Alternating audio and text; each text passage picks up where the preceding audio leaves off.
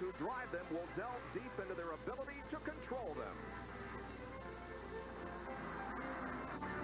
Being able to go straight depends upon you, your skill, and the proximity of your closest pursuer. The order of the day may have something to do with settling an upset stomach or an horrendous headache. And when the time comes to determine who is best, it'll be every man for himself. Take no prisoners. Think only of yourself. Forget about the peaceful moments from days gone by. Let's go racing to see who is king of the mountain. The choice charioteer, the best of the Bay. California, the Banquet Frozen Foods 300.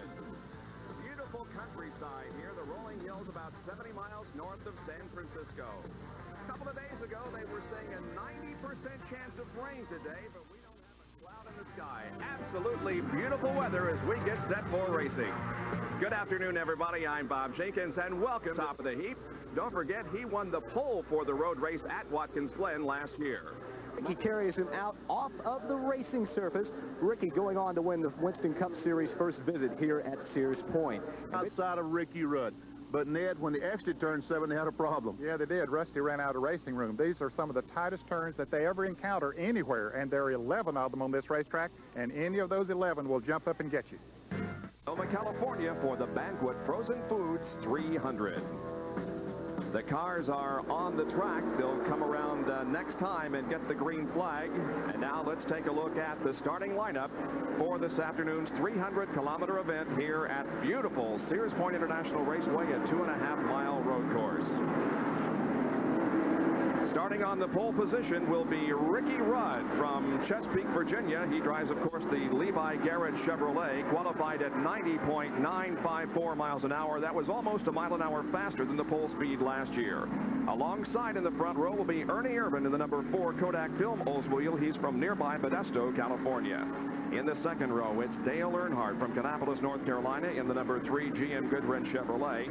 He's flanked by Bill Elliott from Dawsonville, Georgia in the Coors Ford number 9.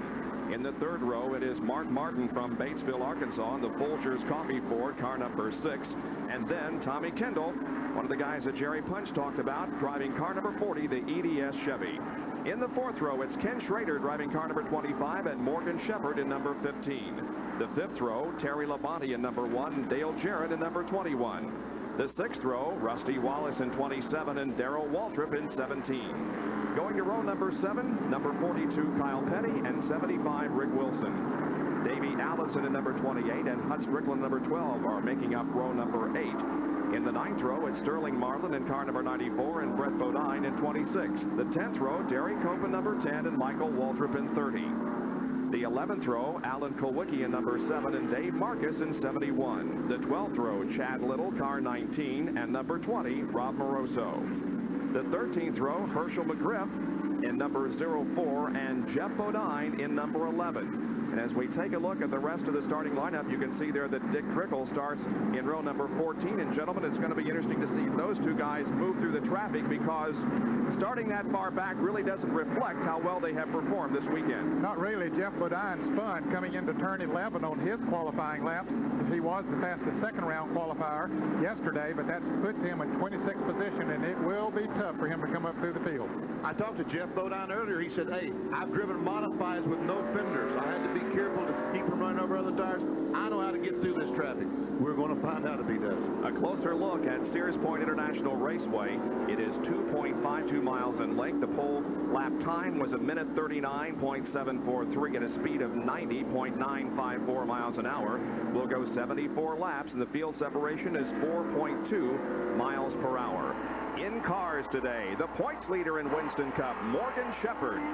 Also, Mark Martin carries one of our in-car cameras, and a camera also in the car of our pole sitter, Ricky Rudd, the defending champion of this event. He and the rest of the field now moving off of corner number 11. The pace car will be going straight ahead staying on the drag strip, while the field moves across the start-finish line to begin the Banquet Frozen Foods 300. Here they come. The green flag is out, and here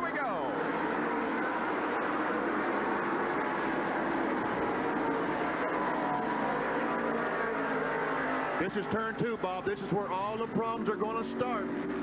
These cars have to get through 2 abreast, and I don't know if they can make it or not. So far, it looks good. And you can see the tremendous elevation change. They have to come uphill to turn number 2. Now they're beginning to go downhill just a little bit, and they really go downhill at this point as they head for turn number 4. And there is Tom Kendall in the number 40 car trying to move to the inside and pick up a position from Ken Schrader. The field now moving through the 4th and 5th quarters.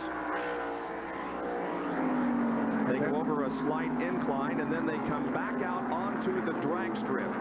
Here they come off of corner number 6.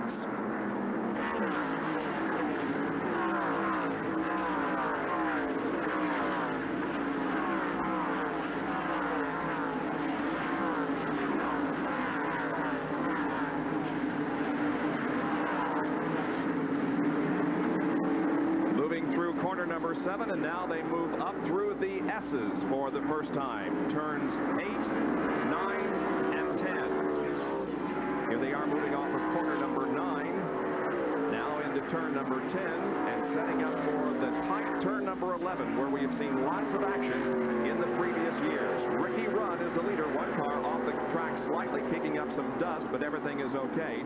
Now hard braking down into corner number 11. That's where we have our crew cam position for the afternoon, right off of the 11th corner near the entrance to pit road. It's Ricky Rudd, Ernie Irvan, Dale Earnhardt, Bill Elliott, Mark Martin, then Ken Schrader, and Tommy Kendall in that order as they complete the first of 74 laps.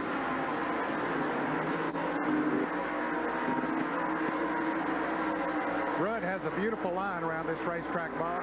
Of course, he's considered to be one of the best road racers in NASCAR, and has proven that with his wins over the last couple of years, setting a track record here, winning the pole for this race.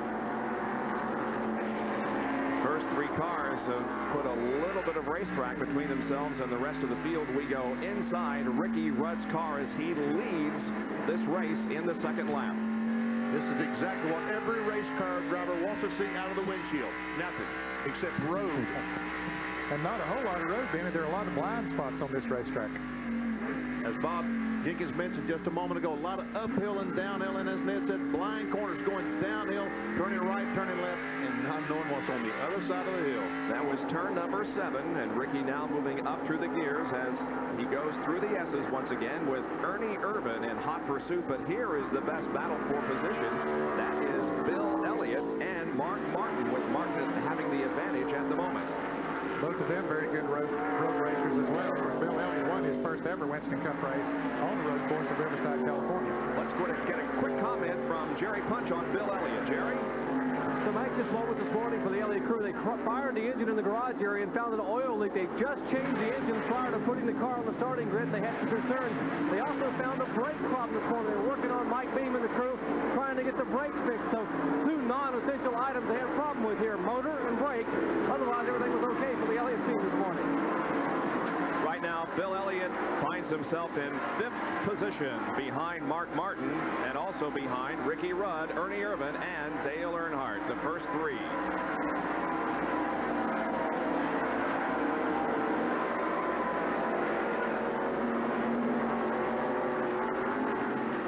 Tell you what, I'm impressed with this run for the lead because, look, Ernie Irvan and Dale Earnhardt both, they're not letting Ricky Rudd get away. Staying right up there with him. There was some concern, as well as Rudd qualified, that he might be able to drive away, but it certainly doesn't look that way. And there, of course, is Rusty Wallace, followed by Kyle Petty. Then comes Terry Labonte, Morgan Shepherd, Darrell Waltrip, and the others.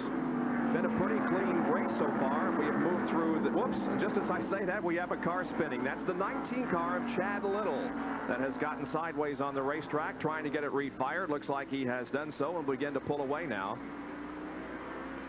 Chad Little, the 19 and the 76 cars also. That's Bill Sedgwick from the Winston West Division, as he apparently has stopped someplace on course and maybe out of the race.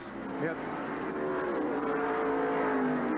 Good battle for second position here as Dale Earnhardt is really putting the heat on Ernie Irvan. He may take him here and outbreak him going into turn 7 rather. Let's see. No, he makes no attempt. You were right first. That is turn 11. They exit turn 11. And Earnhardt getting the car a little bit out of shape. They pull down on the inside, try to get traction off of that turn. It'll break loose with you if you aren't careful. In yesterday's Southwest Tour race, we saw a lot of passing right at the start-finish line as they went into turn number 1 and 2, but that time Dale Earnhardt made no attempt to take the position, so he still runs in third behind Ernie Irvan. Now Ricky Rudd beginning to stretch out the advantage just a little bit on Irvan. Well, again, a reminder about our 900 service as Herschel McGriff in the number 04 car has stopped on course. That's a tough break for Herschel, who performed so well here yesterday. 900-946-0101 to register for the Right Guard Halfway Challenge. It'll cost you 95 cents, but you could win a new car. If you know who is leading at the halfway point, and if they call you back, you will win a new car. Again, the number to call to register, 1-900-246-0101, the Right Guard Halfway Challenge. We'll be back with more from Sears Point in a moment.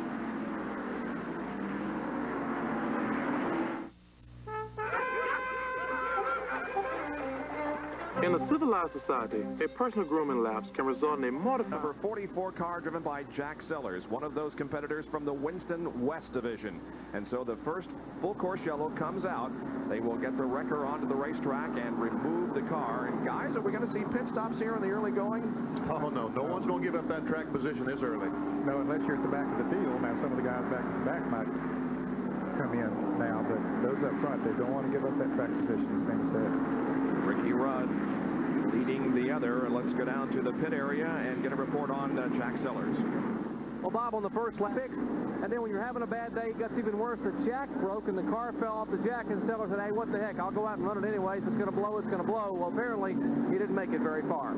He did not. The car is against the tire barrier, and that's around turn number 9. So the full course yellow out for the number 44 car driven by Jack Sellers. The Express came into existence.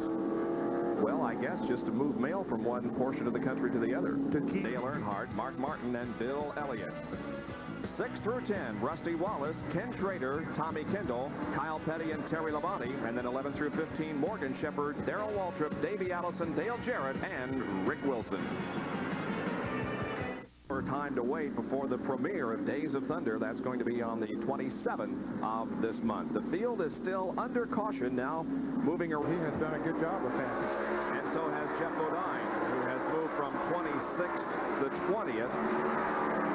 The green flag comes back out. We're back to racing. Up the hill they come through corners number 1 and 2.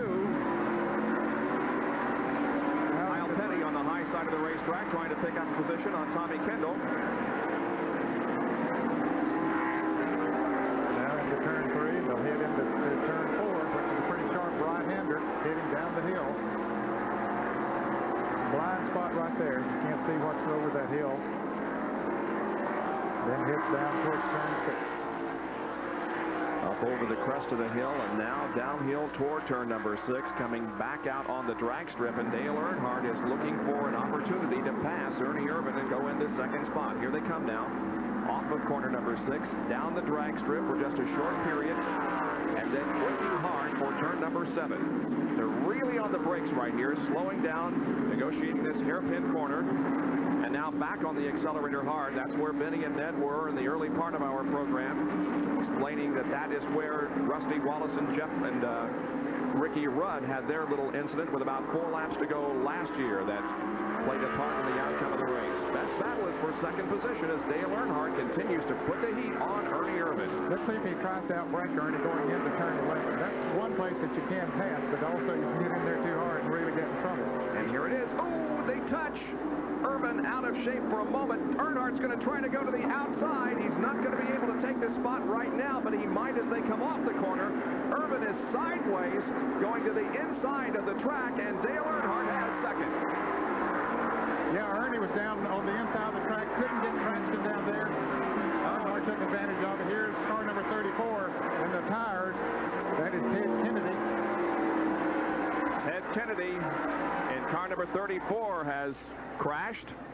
And full course caution is out once again. Here's Ernie Irvan passing Dale Earnhardt back again. And they will race back to the caution. Now Earnhardt's going to try to get the position back, but he'll back off, at least going through corner number 4. They're still racing now. Where did Ernie get all this road racing? I don't know. I think he's doing a great job. This is unbelievable. I didn't realize that Ernie was this good of a road racer, but he's not only staying in front of Earnhardt, he's breathing down Ricky Rudd's neck. He has a great automobile there, the Morgan McClure Kodak Film Oldsmobile. He's had some very good runs since he started driving this car, but to run this well on a road course, I think is surprising a lot of people. Now remember, the yellow is out. However, they are racing back to the caution flag. You can see the corner workers displaying the yellow throughout the course, but they are racing back to the start-finish line for position. Up through the S's once again. There's turn number 9. Now Irvin moves to the inside, looks to the inside at least, and wanted to take over the lead from Ricky Rudd as they come through turn number 10 and again come down this short straightaway headed for turn number 11. We may see a change in position. There is Sellers' car, number 34. He's the reason that the caution is out. And here comes the field down once again.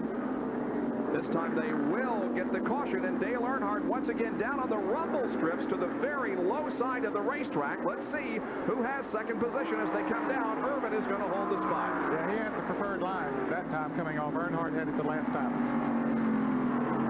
So the yellow now out on turn number 9, and we do have a tire that's rolling near turn number 11. It's out of the group of the racetrack, so it won't present a problem to anyone. Until it rolls back in the racetrack, then it presents a problem. Let's see. Is it going to make it? Going to? Lay down there before you don't get on the racetrack. Stop. Oh, it's going to. It stopped. Wasn't that nice? Let's take a look at the reason for this second full course caution. It involves number 34. Here he is moving off turn number 10. Just got the car off the racetrack. Yep, got out in the grass, lost his traction, spun it down on the inside against the tire barrier. You can see the tires coming loose. Again, that is Ted Kennedy from Fresno, California, a Winston West competitor. So lots of action here in the first 9 laps of the Banquet Frozen Foods 300 coming in, but that is not the case, at least this time, so Rudd remains in the lead. These guys are terrified of making a pit stop because they know they have to start at the rear of the field. And Ned and I talked about it. Passing is very, very difficult, and when you start 40th, I mean, you're just dead.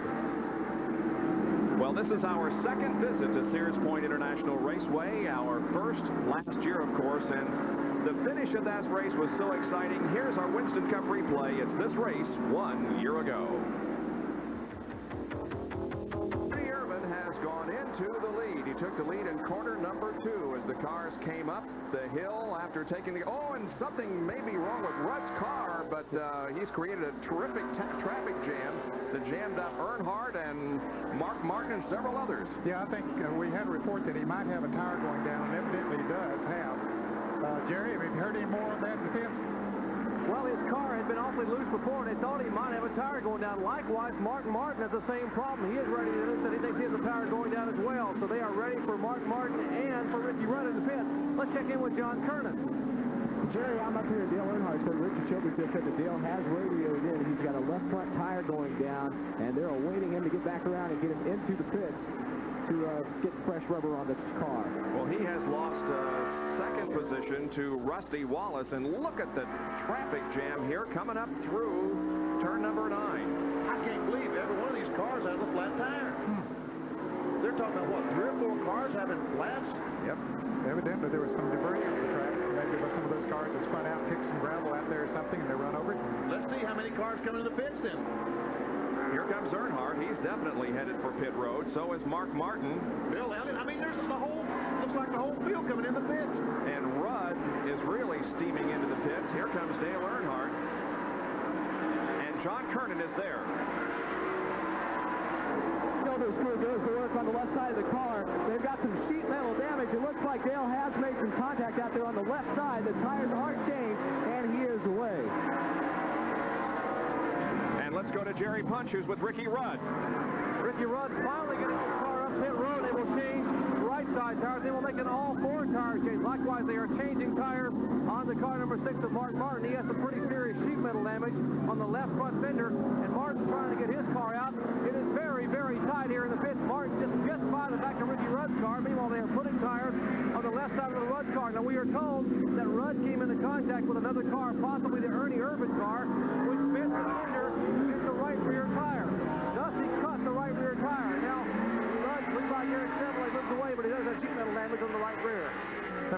sure that some fans will wonder if they thought they had a flat tire, why didn't they come in during that caution? Well, they didn't really have that much to lose. They were going to be at the back of the pack anyway, and why not go ahead and take the green flag and be sure that you have that problem, then come in.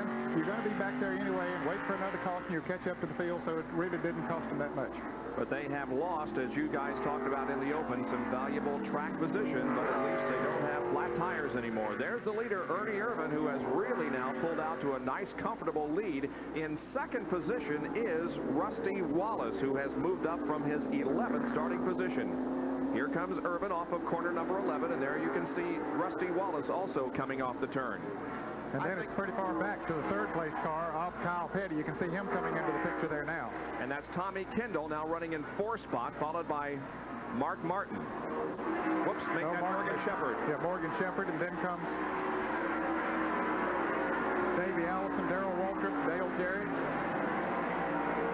I think that the contact that Ricky Rudd had was with Mark Martin, because Martin had some serious damage to the left front fender of his automobile. Ricky Rudd had a lot of damage to the right rear quarter on his car. I would say those are the two cars that made contact. Of course, that would be the downside of staying out there, would be the possibility of getting bumped, as several of them did. Here's Mark Martin, and here is the pit stop conducted by the Levi Garrett team and the Mark Martin crew. Tight pit area. Look, he moves the tire out of the way to get out of his pit stall.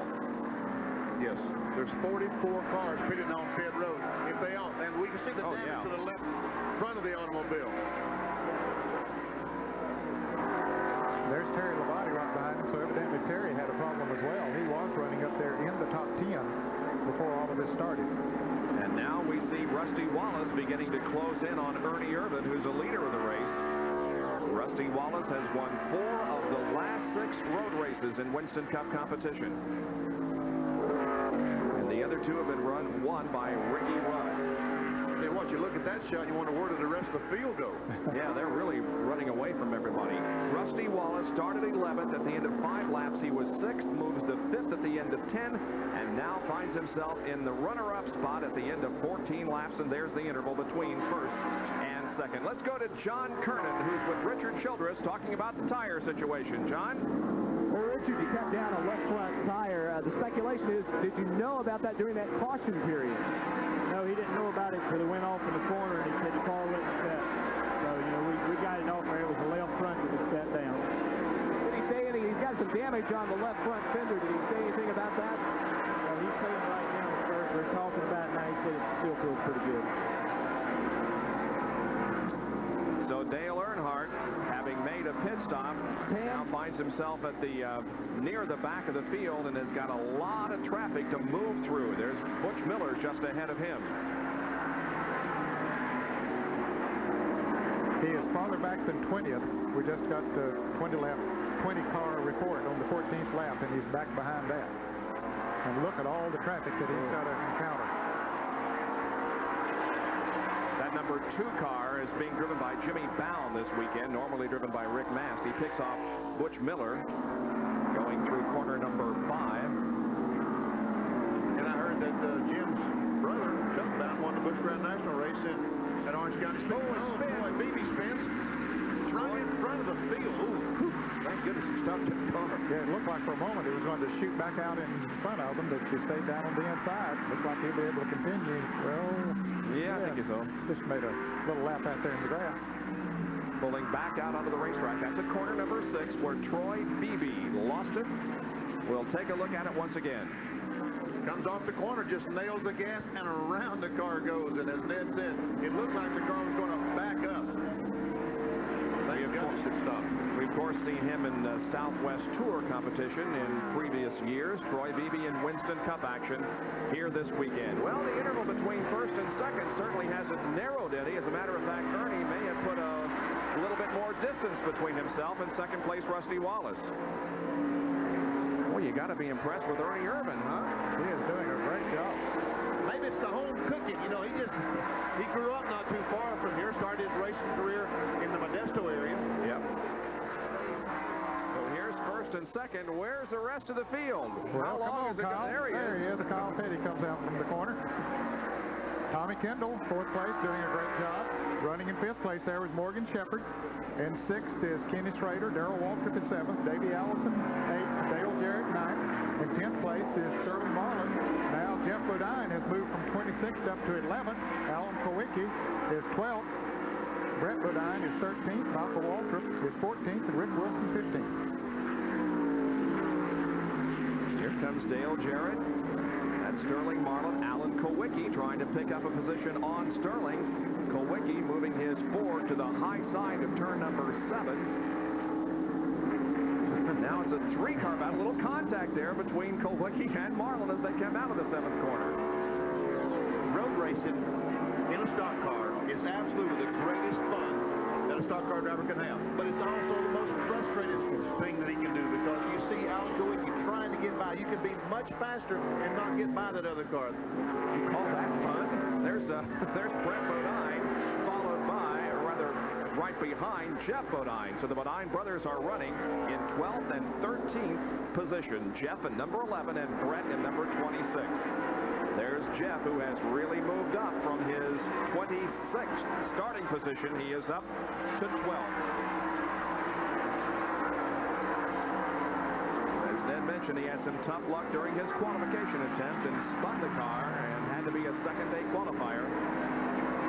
I was about 10 or 12 feet in the air when this car got off the road course. So apparently he got airborne a little bit in the car, and they went to him and tried to get him out of the car, and they couldn't get him out of the car for a minute. I don't blame him. I wouldn't get out either. I wanted to wait till that thing lands before he climbs out of the car, but apparently he is okay, and but had a tough day here on the road course. Yeah, he is running back to the pit area, so Rob is okay, and a large amount of smoke coming from Richard Petty's car, and he's got some tire rub. Well, he has a broken rear sway bar is what's wrong. Oh, you see the rear housing going back and forth, and we see it dragging on the ground just underneath the right rear. That's the rear sway bar dragging the ground, which keeps the rear housing located in the center of the car. So there is the STP Pontiac with some serious trouble, and you can win a Pontiac Grand Prix if you know who is leading at the halfway point of this event, and the people at the Right Guard Halfway Challenge call you back. Now, here's how you register. All you have to do is get the telephone and dial a certain number while we watch Ernie Irvin make a pit stop. So the leader has come in for a pit stop. Dial 1-900-246-0101. It'll cost you 95 cents to register, but again, if they call you back and you know who's leading at the halfway point, you will win a Pontiac Grand Prix. Ernie Irvin moves back out onto the racetrack after having completed a successful pit stop. Rusty Wallace, it appeared, also made a stop, as did Kyle Petty. So the first 3 chose to come in and make a pit stop here on lap number... No, and the King spun the car. Well, the left rear tire has been flat the whole time. I guess when the Panhard bar broke, the left rear went across, hit the quarterfinal, they cut that tire. It's been flat the whole time, and evidently the whole rear housing has just become disconnected because he could not get back. Both rear tires are flat now. We can see the car just sitting on the ground. Richard motioned for the wrecker to come pick this thing up and get it back to the garage. Yeah, you can see him trying to spin the wheel, and it won't go.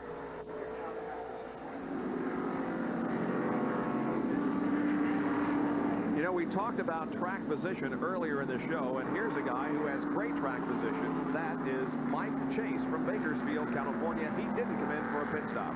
He's going to lead this race. Sure is. There's Butch Miller, Harry Gant. Now, Harry Gant did make a pit stop.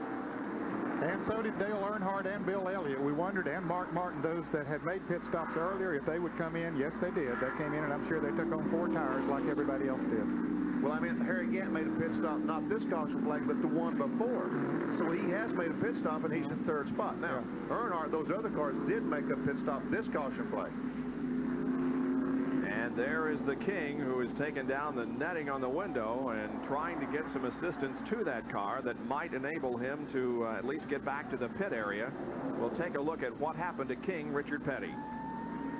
Well, you can see that right rear wheel coming out as the rear sway bar has broken. The left rear tire is flat, and then around he goes. When the right rear finally blew, around he went. He had both tires in the rear was flat. Now he is on the hook, and they are headed for the garage area, or at least the pit area. So King Richard Petty, remember last year he had an incident with Dick Johnson down in turn number 11 that knocked him out of the race. So King Richard Petty has seen better days than those he has had at Sears Point International Raceway. Deal coming now down near turn number 11. It will be at least one more lap before we get the yellow. We're keeping an eye out to see if anyone else chooses to come into the pit area. There is the entrance. Those yellow barrels indicate the entrance to the pit area. A couple of cars coming in, but not very many. We'll be back with more from the beautiful country near Sonoma, California in a moment. Here in just a few moments. There is Mark Martin. Let's go down to Jerry Punch, who's with Steve Meal. Let's get an update from Steve. Steve, what's the situation on the car? How bad's it hurt? Well, it's towed out about probably an inch, you know, and the throttle seems to be sticking a little bit. Evidently, when they hit up there, it might have knocked the motor sideways a little bit and got the linkage kind of messed around, but it's not hanging where it's going to hurt anything. It's just a little bit hard to downshift with it. The car ran real well with that other set of tires on it. We were catching Ernie Irvin about a second a lap. You know, the traffic is real bad, but the car is not hurt bad enough that Mark can't overcome it. Right now, Mark's just going to have to carry it. What did Mark say happened up there? He said he saw Ricky have a flat, and then the three had a flat, and then he had a flat, and they all kind of crashed having their flat. So I don't know what happened. It looked like a caution. So many cars pitted at one time there that some of these guys got left out. But those of us that came in are in good shape again now because we've had a caution. We get back up in there. We're just not as near to the front as we need to be. We'll watch for Mark Martin to make his charge. Bob? He's currently in 27th position. Now let's take a look at our Big A Auto Parts pit stop performance on Rusty Wallace. Took the driver 21.2 seconds to enter and exit the pits. It took the crew 23.1 seconds to do their job for a total of 44.3 seconds. And he pitted on lap number 19, came in second, and is currently shown in 5th position as the field comes off of corner number 11, looking for a green flag and the restart of the Banquet Frozen Foods 300. The leader once again is number 23, Mike Chase. Rusty Wallace is running 5th, but the 4 cars in front of him did not make a pit stop. That's why he's back in 5th. And look who's right behind Rusty Wallace. It's Ernie Irvin, who was the leader before we had that caution period and the series of pit stops. So watch Wallace in 27 and Ernie Irvin in number 4 move up through the traffic. Passing Harry Gant in turn number 3. Oh, there's the number 09 car getting out of shape just a little bit. That's Terry Fisher as Kyle Petty went around him. Kyle really had to squeeze himself in a hole there, but he did it. A lot of these guys you may not be all that familiar with if you were a regular Winston Cup viewer, and that's because we have a lot of Winston West competitors in this event. 10 of them, as a matter of fact. Ernie Irvin's Big A Auto Parts pit stop performance. 21.3 on the driver and 25.5 on the crew for a total of 46.8, just a little bit slower than Rusty Wallace's. And he dropped 5 positions, came in the lead, and went out in 6th spot. And now Rusty Wallace trying to pass Butch Miller, who's running in 2nd position, and Mike Chase, who is the leader of the event. Now, Mike Chase is no slouch on a road course. He's one of the biggest winners in the Southwest Tour competition and has quite a bit of experience on this racetrack and winning experience too. There's Kyle Petty, who's running right behind Ernie Irvin. Looks like Kyle's trying to get inside Ernie. He's trying to outbrake him. Let's see. Oh, Butch Miller is sideways. He saves it. The 3 abreast. Kyle makes a pass. And Kyle Petty does pick up a spot. Kyle moves to 3rd place. And Morgan Shepherd got through also. There's Morgan at number 15 as he tries to pass Butch Miller in turn number 2.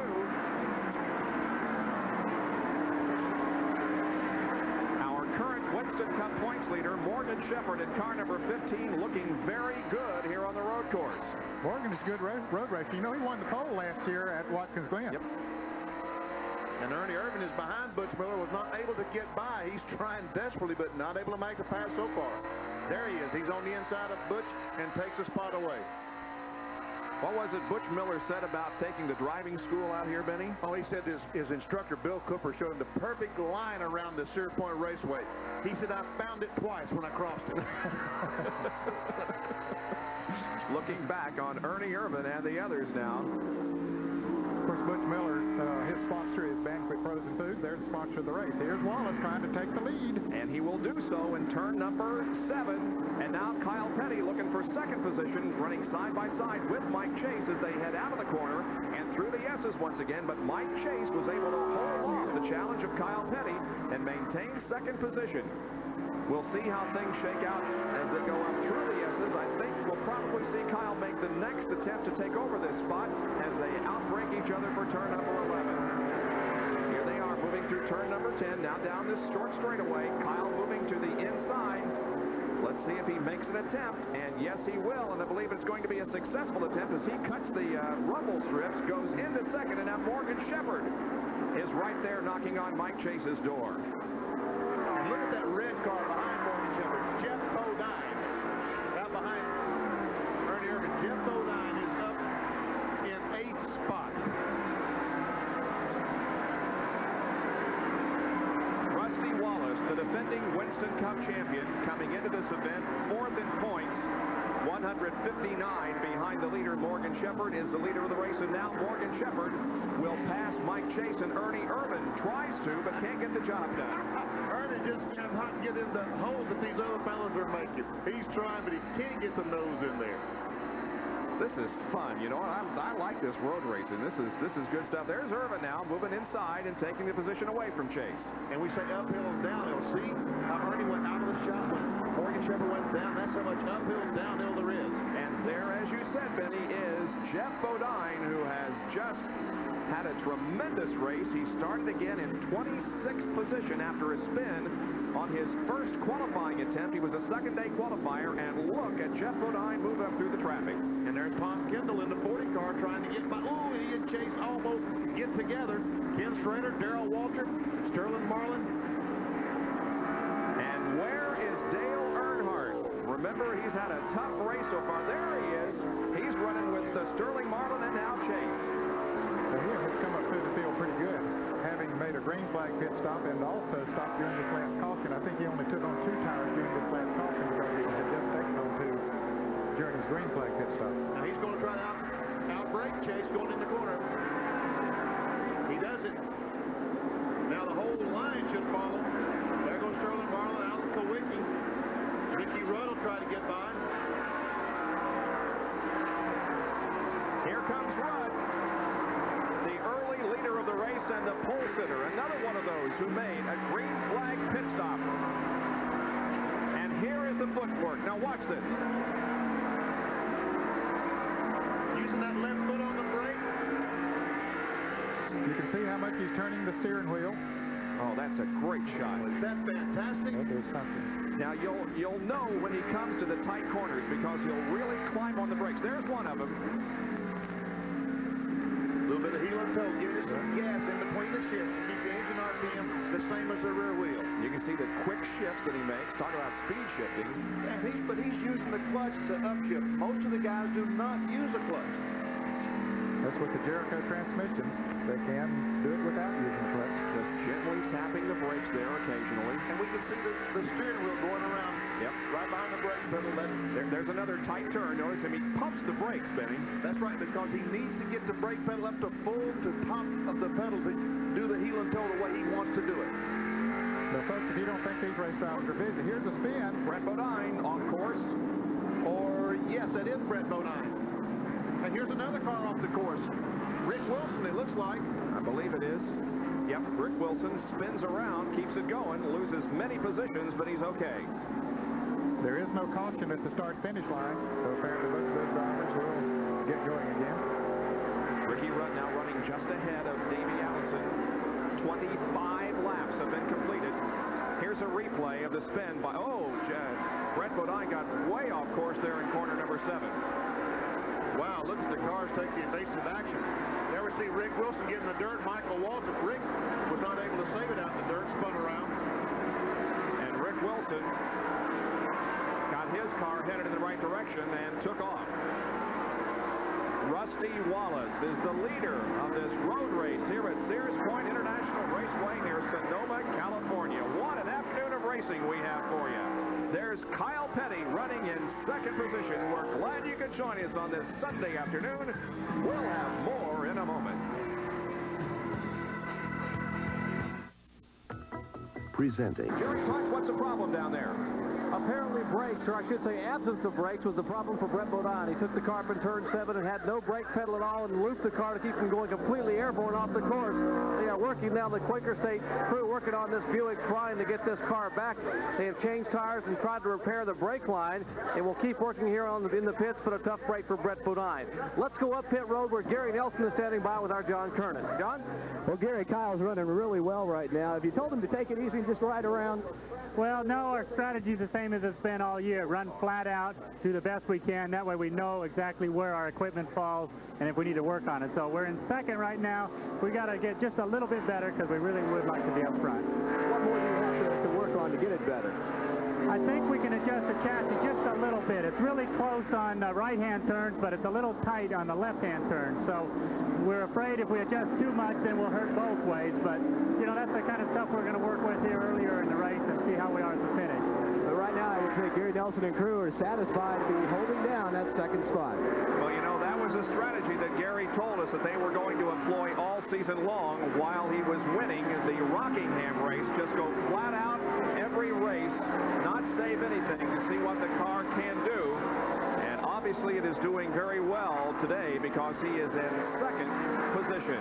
Third place belongs to Ernie Irvin. Now the 43 car of Richard Petty is not on the lead lap. And the 57 car of Jimmy Spencer is off the course. Ooh, and wow. just ahead of the leader. Yeah. I tell you, that has to be some anxious moments for Spencer when he backed across the racetrack in a blind downhill. Yeah. Rusty, fortunately, saw him quick enough to make an evasive move. Here comes Rusty off of corner number 6, being pursued by Kyle Petty. Talk about road racers. Where did Kyle Petty come from in the road racing? He's not known as a road racer, but today he's doing a fantastic job. Yes, he is. Of course, he has a good car, and that makes a world of difference if you got a car that'll get around here. Of course, you got to drive it too, but it's a combination of both, I guess. I don't think Rusty's running away from him, do you? No, he sure isn't. We haven't seen Felix Sabatos around his owner. I guess he's in Charlotte watching us today. Leader's Rusty Wallace. And second is Kyle Petty. And Kyle's coming. Yeah, he is. He's closing in, I believe. The 57 car of Jimmy Spencer, after he got started again, is held right there with Kyle. He sure is. Look, he's closed up on Kyle Petty in the corner. He must have just made a pit stop because I see some fuel coming out the vent on that Heinz 57 Pontiac. In 9 more laps will be the halfway point. We're on lap number 28. The halfway point is 37. And again, the halfway challenge money is available today. $10,000 to the driver who is leading at that point. Let's take a look and see what happened to Jimmy Spencer. Wow, what in the world did happen? Ooh, forgot to turn, looked to me like. Man, I don't know what happened. Anyway, he nosed her into the tire wall, but then drove out of it, and it certainly didn't affect the running of the car any.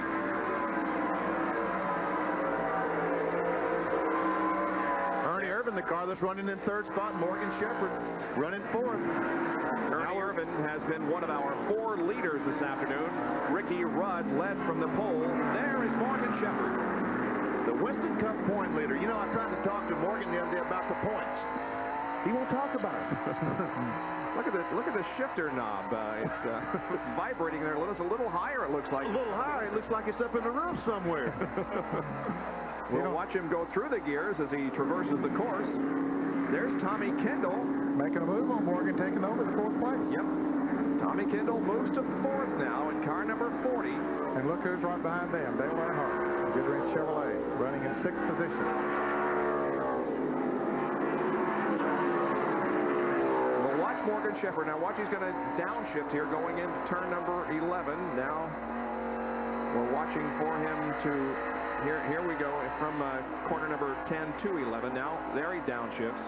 He'll go to second gear in just a second. Come on, Morgan. There you go. Down to second. Accelerate. Off turn 11. Now, third gear. Wow, what a gear shift. 4th gear. Header up the hill. And this is uphill. It's probably a 5 or 6 degree grade up the hill. Third gear. Second gear. And look at Dale Earnhardt. He is right on Morgan Shepherd's bumper. This is the battle for 5th position. Morgan has 5th at the moment, and Earnhardt is right behind him.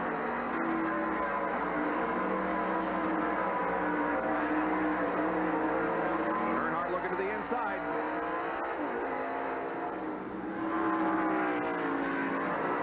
That's the trouble with road racing. The inside changes so fast. Yeah, it could be the inside on one turn, the outside on the next one.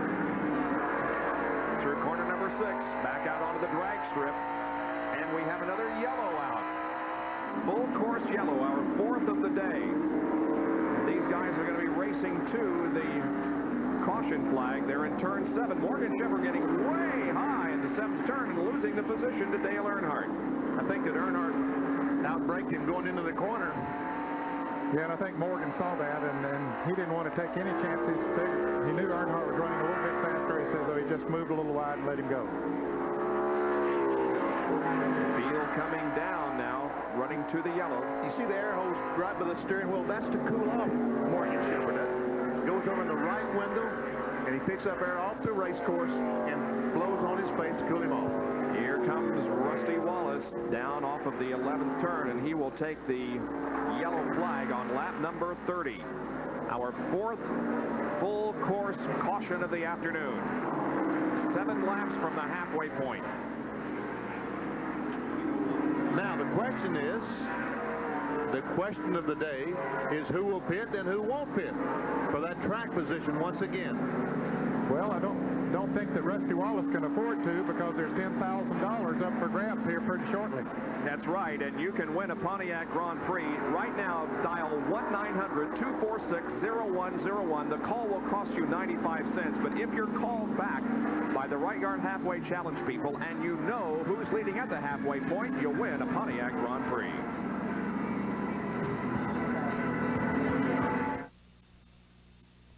Today's luxury automobiles.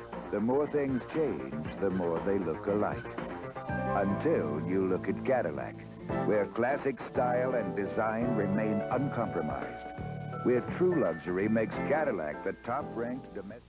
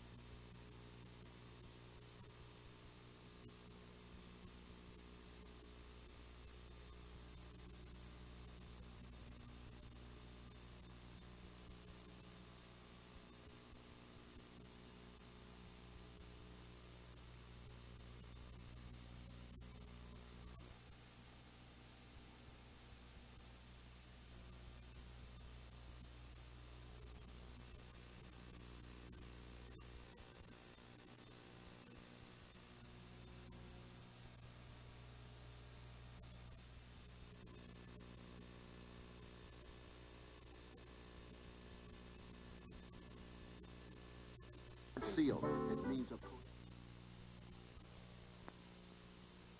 The Banquet Frozen Foods 300 Winston Cup race will complete 32 laps here in just a moment and be 5 away from the halfway challenge. And the leader of the race at the moment is Tom Kendall in car number 40, followed by Mark Martin. Herb Hare in car number 0 runs in 3rd position. And here is Kyle Petty, and his Big A Auto Parts pit stop performance shows it took him 21.6 seconds to slow down and speed up in and out of the pit area. And it took the crew 25.4 for a total of 47 seconds. He came in to the pit area in 2nd position, and when he left the pits, he was 14th. And that is the example of track position. Yeah, it sure is. There's a lot of cars that stayed out. And I tell you what, there's Mark Martin. He's another car that stayed out. Let's go to Jerry Punch, who's in Mark's pit. Well, Mark opted not to pit at all this time. Let's find out why from Robin Pemberton, the crew chief. Robin, you didn't come in. Why? Well, right now, everybody's going to have to stop one more time. And track visits mean so much here. We know our tires will be run off a little bit. You know, we might lose up to 8 or 10 positions here in the next little bit because everybody's new tires. But right now, track position, and like I said, everybody's going to fit one more time. A bit of strategy here early. Let's go up with John Kernan standing by with Tony Eury. Well, Tony, you didn't pit there. Why not? Well, we only had 10 laps on tires. We put on 4 tires at the last stop, and it's only like 6 or 7 laps to a $10,000 lap, so we're going to see if we can hold them off and get that 10 grand. Well, you see it, the bucks are the factor down here in the pits. Got to get that 10 grand for leading at the halfway point. He's, of course, the crew chief on Tom Kendall's car, the EDS Chevy. Now, again, a reminder about the 900 number you can call to register to win that Pontiac Grand Prix. Courtesy of the Right Guard Halfway Challenge. And the driver who leads at the halfway point and gets $10,000, the number to call is 1-900-246-0101. 95 cents per call, but if you are called back and you know who's leading at the halfway point, you win a Pontiac Grand Prix. Now, no, it's not bad at all. Now, fellas, normally you have to run 5 laps under green flag racing. Do you do that here on the road course? Well, we'll find that out and answer it for you in just a moment when we come back with more live action from Sears Point International. Leader is Tom Kendall in car number 40. They're trying to put number 57, Jimmy Spencer, a full lap down. And Rusty Wallace begins to move up. He's already in 4th position. Mark Martin is in 2nd. 3rd is Irv Hare. And then comes Rusty Wallace, number 27, followed by Terry Labonte. Now, Bob, I posed the question about the halfway mark. Would they pay it then, or do they have to run 5 laps under green? The fact is, if they continue green until the halfway, they will be paid on the 37th lap. Lots of passing going on here in the 7th turn. There's Rusty Wallace moving inside and picking up a position. Dale Earnhardt, and oh, we have contact between 2 cars. Looks like Troy Beebe, maybe, and number 93 had contact with Jimmy Spencer. Dale Earnhardt right behind. There's Ernie Irvin and Darrell Waltrip. Spencer goes high as Earnhardt goes under. Here comes Ernie Irvin and Darrell Waltrip. Jeff Bodine was not able to get by Spencer. He and Kyle Petty have to kind of sit back and wait now. Jeff Bodine goes by. Kyle Petty follows him. Headed for turn 11. Here comes the leader, Tom Kendall, car number 40. Rusty Wallace in 3rd with Mark Martin between 1st and 2nd. And Rusty with 4 new tires on his Miller Pontiac. This completes lap number 34. 3 more laps to the halfway point. And Rusty Wallace sees dollar signs in his eyes. He wants that 10 grand for leading at the halfway point, and he's got less than 3 laps to do it. He may have 2nd here from Mark Martin, yes. Ooh, boy, it looked like he was about to get loose for a moment, but he just drove her hard into that turn. Now we'll see if Rusty Wallace can catch Tom Kendall. You remember Tom Kendall led at Watkins Glen, so he, as you have pointed out previously in the show, is no slouch to road racing. He is a very good road racer. Uh-oh, Jeff Bodine. Mark Martin, the left front tire looks like it is hitting the fender and making some pretty good contact with that fender. Now Rusty closes in on Tom Kendall. Let's see who does it here. This is where he tried on the outside on Ricky Rudd last year, but this time he's going to try it on the inside. Couldn't do it. Tom Kendall holds him off. Now we'll watch him when he enters turn 11, and they see if he tries out braking going into that turn. We watch from Morgan Shepherd's car. Just ahead of him is Kyle Petty. Tom Kendall still in front. Here comes Rusty. Let's see if he's going to try to outbrake him. I know he is. Yep, as they go to turn number 11. Let's see who wins the battle. Kendall doesn't want to relinquish the lead, but he does. Well, wait a minute. He's coming back. He's coming back. Wow, that was a good move, but it just didn't quite work. Those new tires on Rusty's car, I think, definitely worked to his advantage. 2 laps to go. 2 laps to go to the halfway point. We've completed 35 laps. Ernie Irvin is in the pit. There's Jerry Punch with a report. Apparently a cut tire for the Kodak Oldsmobile. Ernie Irvin brings the car down pit road, showing a lot of pit sheet metal on the doors of the car, and they are trying to pull some of the sheet metal away here from the right rear of the car, changing right side tires, and they apparently have a left rear tire going down, so they will come around and change the left side tires as well. A tough break for Ernie Irvin. Now, the good thing about being on a road course is you won't lose a lap. You will lose a lot of time here as they change all 4 tires here on the Modesto, California driver's car. He is out and away. But he has lost valuable track position, Ernie Irvin. We have a crash in turn number 4. That is the number 12 car of Hut Strickland. Their best is Buick. He's right in the back middle. out there. Come on, man, get out of the way. Well, he did. Evidently, he saw that there was no traffic coming there for a little bit, so he backed out, got her back on his way. That's Bobby Allison's car, and it's being driven by Hut Strickland, and we'll take a look at it and see what happened. Yeah, he may have had a little bit of help from the 09 car of Terry Fisher. Yeah, I think he did. And he spins her around and has to wait for those cars to go by, and then he finds an opening, and no caution.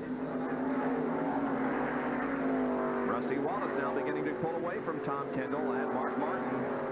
And next time around will be the halfway point, and $10,000 to the leader of the race. Herb Hare doing a doggone pretty good job. Running in 4th spot in that Skoda Oldsmobile, but he's on the back bumper off Mark Martin. There's Terry Labonte, and then comes Dale Earnhardt. Well, of course, Herb Hare is also no stranger to road racing, as he has competed many, many times in full-bodied stock car competition on road courses and Trans Am. And we do have a full course caution, but the leader did not take it. Harry Gann apparently was off course, causing this full course caution, but the leaders are going to have to race all the way around and pick up the yellow. And now that would be on the halfway mark. Yeah. But we'll have to check that out and see, since they are racing back to the flag, well, it might be paid anyway. So we'll have to check that out. All kind of things coming into the picture here. We are checking because we don't want to give out any false information, because it could mean the difference between winning and not winning a Pontiac Grand Prix for somebody. $10,000 for Rusty Wallace. For the driver, right. Moving through turn number 7 once again. This is the money lap coming up, but the question is, will it be considered the payoff lap, since it will be under caution? Yeah, now the leader will only get the caution when he comes to the start-finish line, so as far as he's concerned, it's still green flag racing. And Rusty Wallace is headed up through corner number 9, and now 10. They will pay the money at the end of this lap, so there is the answer to your question. If you are called back by the right guard at halfway challenge people, the name to remember is Rusty Wallace. Here comes the halfway point of the race. There it is, and Rusty Wallace is the leader and picks up $10,000. And again, if the right guard people call you back and ask you who was leading at the halfway point, say Rusty Wallace. Here's Dale Earnhardt getting into the pit area. Here's John Curtin with a report. Well, the Goodrich crew was not prepared for this. Dale, in fact, misses his pit. He pulls it back behind the wall, and he has shut the motor down. The Goodrich crew is going to work. They're lifting the hood.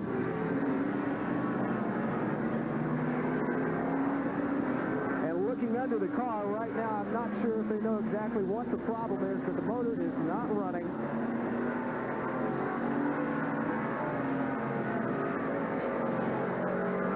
See if Richard, has Dale told you what the problem is?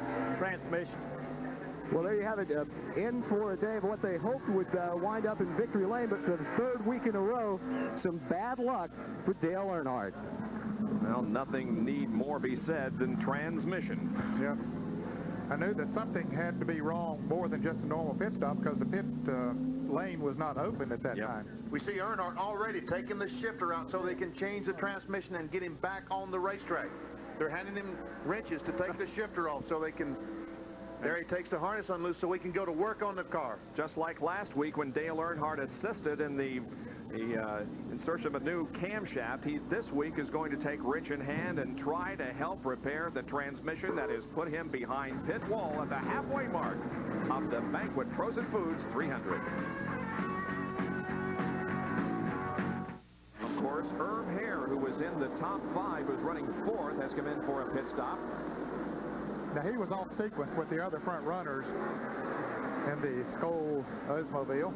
Several cars in the pits. Yeah, there are a number of them in there. Hutch Strickland, Harry Gant. Here comes Troy Beebe's car out, or is that Stan Barrett? That's Beebe. Yeah. Darrell Waltrip also came into the pits. We don't see him in the picture, but he was one of the drivers that came into the pits. There's Butch Miller leaving the pits. Then there goes Darrell Waltrip out of the pits. Here comes Hutch and Harry Gant.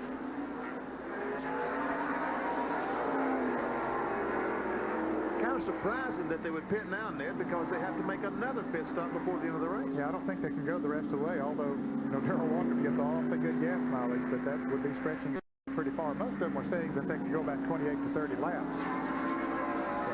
without making a pit stop as far as fuel is concerned.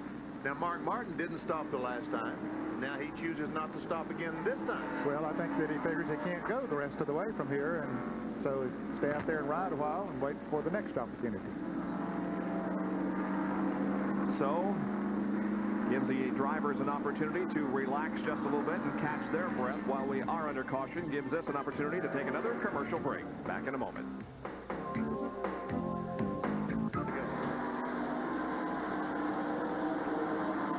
There's Shepard and Kyle Petty and Sterling Marlin. Let's replay this and see what happened. Well, we see Jeff Bodine trying to get inside of Terry Labonte. Kyle Petty trying to get inside him. Oh. 3 abreast. Yeah, he got down the ripples, bumps there. I think he may have even run over some tires. Yeah, he might have. Tires. Yeah. There just was not room for 3 cars down there. It's tough for 2 to get through there. Some of those guys would argue it's awful tough for 1. There's Derek Cope, who had a heck of a time yesterday afternoon in the final practice session. He got over on his roof. But he's racing the same car. Didn't hurt it that much. Here comes Ricky Rudd picking up another position, outbraking Tommy Kendall in car number 40. So that puts Rudd in 3rd position. Rudd is definitely headed toward the front of the field once again after making a green flag pit stop, losing a lot of track position, but finally battling himself back up to the front. He has some damage on the right side of that Chevrolet. You can see it there on the right rear quarter panel. I think about every car out there has been in contact with somebody. It's worse than Martinsville, Virginia, I believe. That's right, worse than a short track race. Coming up on the 41st lap of competition, 74 make up this race as we are inside Rudd's car as he pursues Mark Martin and the leader of the race, Rusty Wallace, through turn number 1 right here. And Kyle Petty, as I said a moment ago, had some contact. John Kerner is in the pits with Kyle. The crew goes to work on the left side, pulling out the sheet metal. They told Kyle on the radio that they would not change the tires unless they looked like they were going down. Kyle had radioed in and thought he had a tire going down. But basically what it was, he was just rubbing too much with the sheet metal. And now they finally got it away, and Kyle, asking Gary a question, gets a response and takes off. What they were doing was taking a jack handle and trying to roll the fender away from the tire. That was the problem. The fender was hitting the tire and probably, oh, there's Dick Trickle off the course, but that was probably, Kyle could not steer the car with the tire hitting the fender. We could be looking at another full course caution here because Trickle, it appears, is unable to go. And if that's the case, they're going to have to get a wrecker to assist him off of the track. You see a corner worker there talking to Dick. And the corner worker tells, now the car wants to move a little bit, it looks like. It looked like the corner worker told his contact that he could not move the car. We're looking down to the start-finish line, keeping an eye on whether or not the yellow will come out. Nothing to indicate such right now. Needs a push, he said. And there it is. Full course caution. Full course caution. 6th of the afternoon. Let's see if we can find out what happened to Dick. Well, there he is, pulling over to the left side of the track, the right side of her screen. Just pulls out of the way of all the other traffic and pulls over there and stops. So apparently something's wrong with the car. Didn't have contact with anything or anybody, but just pulled the car to a stop in turn number 2. So on the 42nd lap, the yellow once again is out. The leaders have taken the caution as they come by our position here, located just to the left of the start-finish line. We'll have more right after these messages.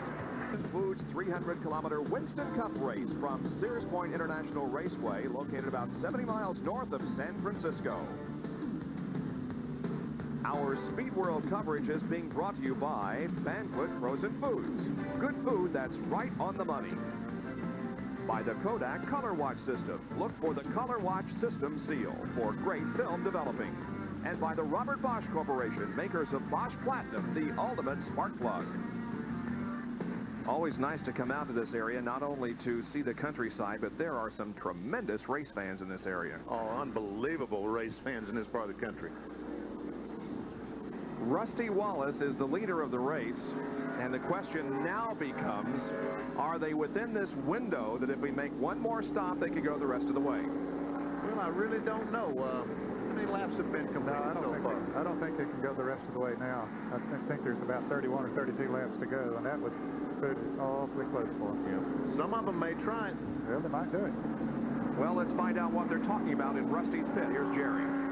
I was eavesdropping a minute ago on a conversation between Harold Elliott, Barry Dodson, Jimmy Maycar, and the crew, and they just don't feel they can give this race up right now. They feel they need to leave Rusty out there as strong as the car is. They know that other cars are going to pit, but they figure they're going to get at least one more yellow flag. They don't think they can make it the rest of the way on one fuel stop here. So Mark Martin will be making his way to pit road. Likewise, we expect to see Ricky Rudd and some of the other guys, but we expect to see Rusty stay on the racetrack. They're going to try to make it a few more laps and maybe get one more yellow flag. But right now, it's pit stop here for Mark Martin as they will go to work on the right side of the Folgers car. The Ford now will get all four tires. That's Mark's crew coming to work on that car. And they're also working down in the Tommy Kendall pit where John Kernan is. Jerry, they've already got the right side tires on. The jack goes under and the left side comes up. The left side tires going on. We're going to see a 4-tire change. Jerry, what's going on down on your end? They're trying to get left side tires. They finally get the tires put on the Mark Martin car. He is out on the way. Neil Jarrett is through by Rick Wilson.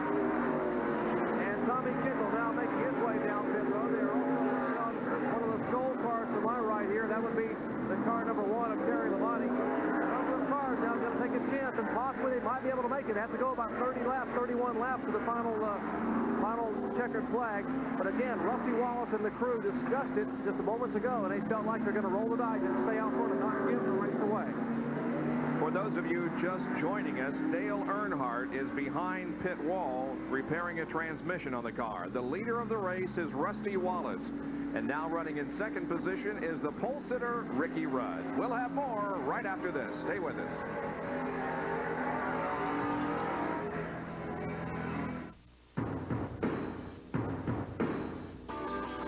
Ricky Rudd under caution for the 6th time this afternoon. This caution caused by Dick Trickle stopping on course.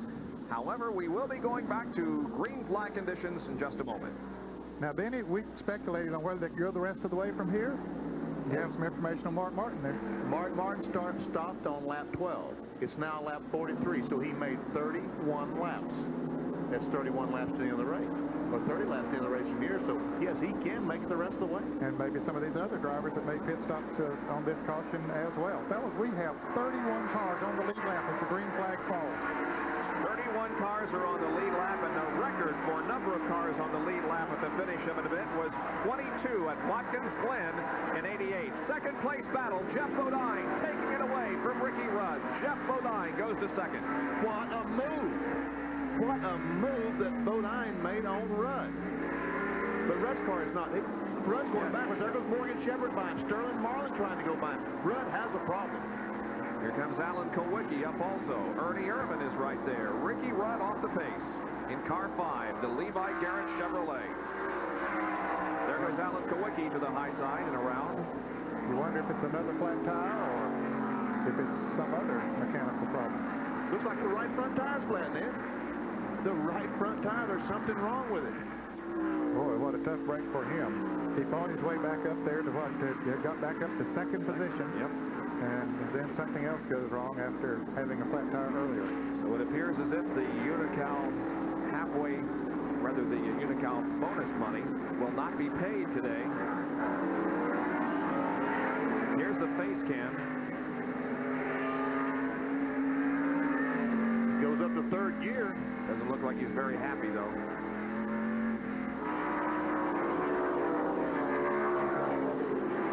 Well, the right front tire didn't look flat that time, but that other...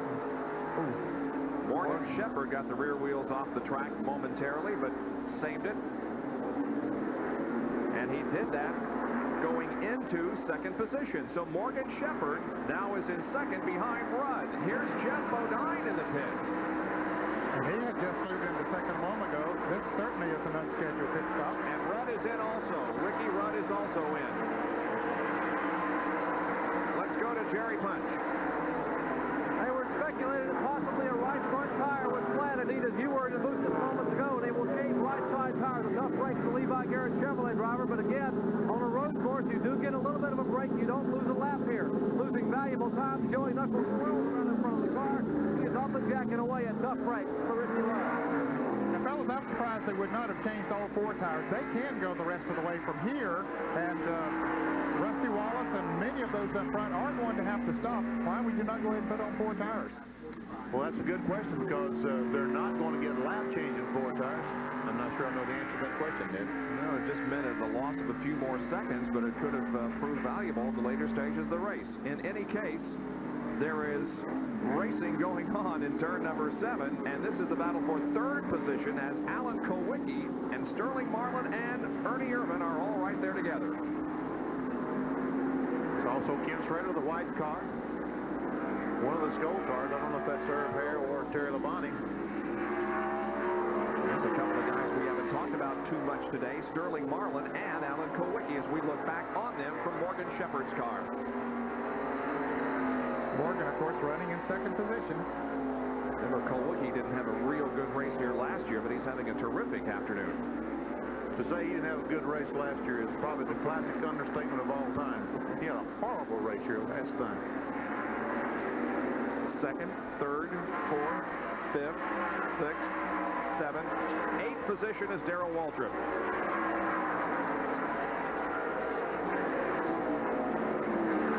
Followed by Chad Little and then Mark Martin. And Little is on the lead lap.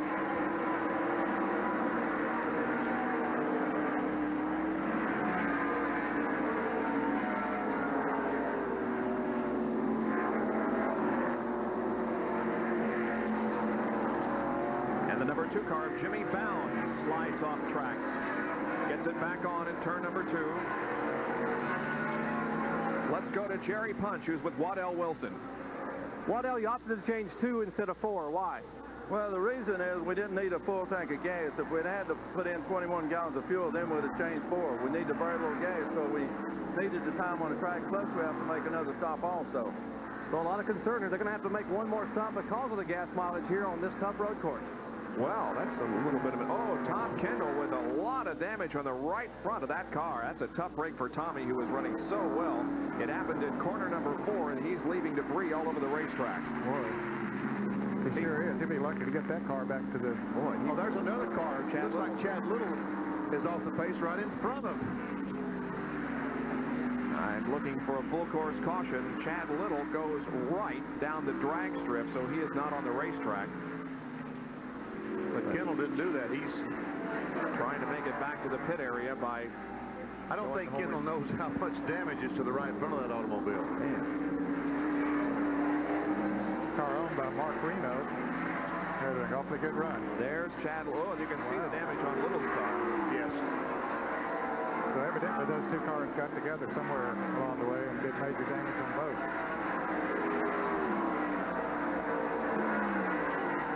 But there's no caution because Chad Little is not on the racetrack. He's on the drag strip. So, out of harm's way. His car is still able to move. Well, he thought about the spots right here. He thought about it. It looks like, oh, Earnhardt is back on the speedway. They changed the transmission, and Earnhardt, oh, and look, all the gas coming out of the back of that car. Man, how'd you like to be following him, Ned? He's really putting down some moisture on the speedway. Dale Earnhardt was in the pits for a long time changing the transmission. Here's a look now at the incident. Here comes Tom Kendall, and boom. Yeah, I think the 19 car of Chad Little had spun, and then Kendall ran into it once it came around that curve. He didn't see it. That's a blind curve. Had no place to go, and there was Chad Little right in the middle of the racetrack. Well, Kendall made it back to the garage area because there he is behind his pit, behind pit wall. The crew hastily trying to make repairs, but I'll be very surprised if we're able to fix the car. Yeah, and he's not running for points. This is the only race he has run this year. so there wouldn't be the need as much as it would be if it was one of the guys who is running for the points. Let's take a look at the Western Auto Race recap. Rusty Wallace, the leader, has led 19 of the 47 laps at an average speed of 68.61 miles an hour. We've had 5 leaders and 5 lead changes, 6 caution periods, total of 15 laps, and 31 cars, a record right now on the lead lap. Those that have led include Ricky Rudd, Mike Chase, Ernie Irvan, Rusty Wallace, and Tom Kendall. Those cars that have dropped out of competition include Herschel McGriff, Ted Kennedy, Dick Trickle, Rob Moroso. Now, the point standings in Mechanic of the Year. Robin Pemberton on top. He, of course, is the mechanic on the number 6 car, Mark Martin. Tim Brewer's in second, Jeff Bodine. Third is Gary Nelson, Kyle Petty. Tony Glover in 4th position. He works on the Ernie Irvan crew. And Mike Beam on the Bill Elliott car finds himself in 5th position in the Western Auto Mechanic of the Year competition. There's your leader, Rusty Wallace, but he'll have to stop at least one more time for a pit stop. We'll be back right after this. Morgan Shepherd, Alan Kulwicki, Sterling Marlin, and Ernie Irvan.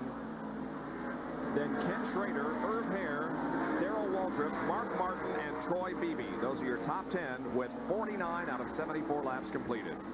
And some good battles on the racetrack. Again, we have 31 cars that are on the lead lap. There's the leader, Rusty Wallace, with a fairly comfortable advantage right now. Here comes Morgan Shepherd in 2nd position. Morgan is keeping him in sight. Here comes Alan Kulwicki. There's Ernie Irvan, Sterling Marlin, Ken Schrader. Then a good battle here involving Schrader and Mark Martin and Irv Hare and Darrell Waltrip. Waltrip is running in the 8th position. There's Mark Martin looking at his windshield. He is in 9th position. The 6 car of Mark Martin is moving up. Here he is. Now, wait a minute, he's trying to pass Schrader on the outside in this very, very tough corner. He might lose another spot if he's not careful trying to pass there. But he made the pass. Yep, sure did. He has passed 3 cars in 1 lap. Mark Martin, the Folgers Ford, number 6. Tell you what, if the 27 car of Rusty Wallace and the 6 car of Mark Martin get hooked up with equal tires on them, we might see a heck of a race, because it looks like that Martin's car is very, very good. Obviously, when he goes by, it's easy to say it's very good, right?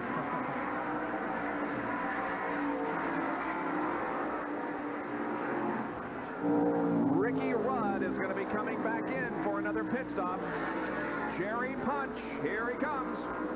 Unbelievable misfortune for our pole sitter, Ricky Rudd. They will come in this time and change all 4 tires. Apparently, he has another tire going down on the Levi Garrett Chevrolet out of the Hendrick stable.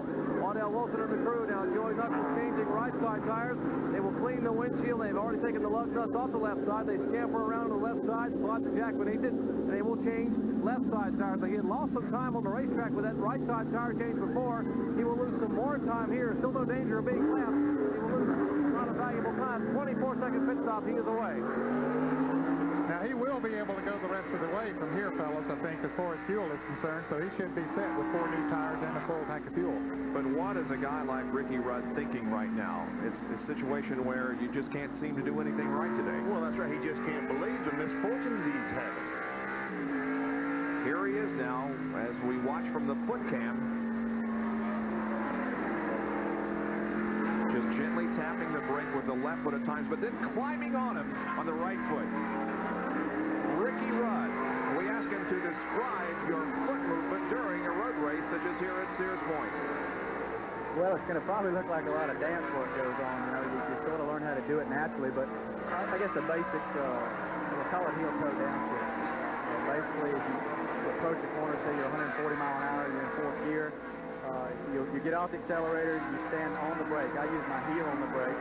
I rotate my right foot over to the top of the accelerator, bring the RPM up to about 3,500, 4,000 RPM, push the clutch in, go from 4th gear to neutral for a split second, then into 3rd gear. Then, as the time I'm easing the clutch out, the RPM that I'm going to be turning in that gear will be matched. In other words, so there is no jerky motion of the car.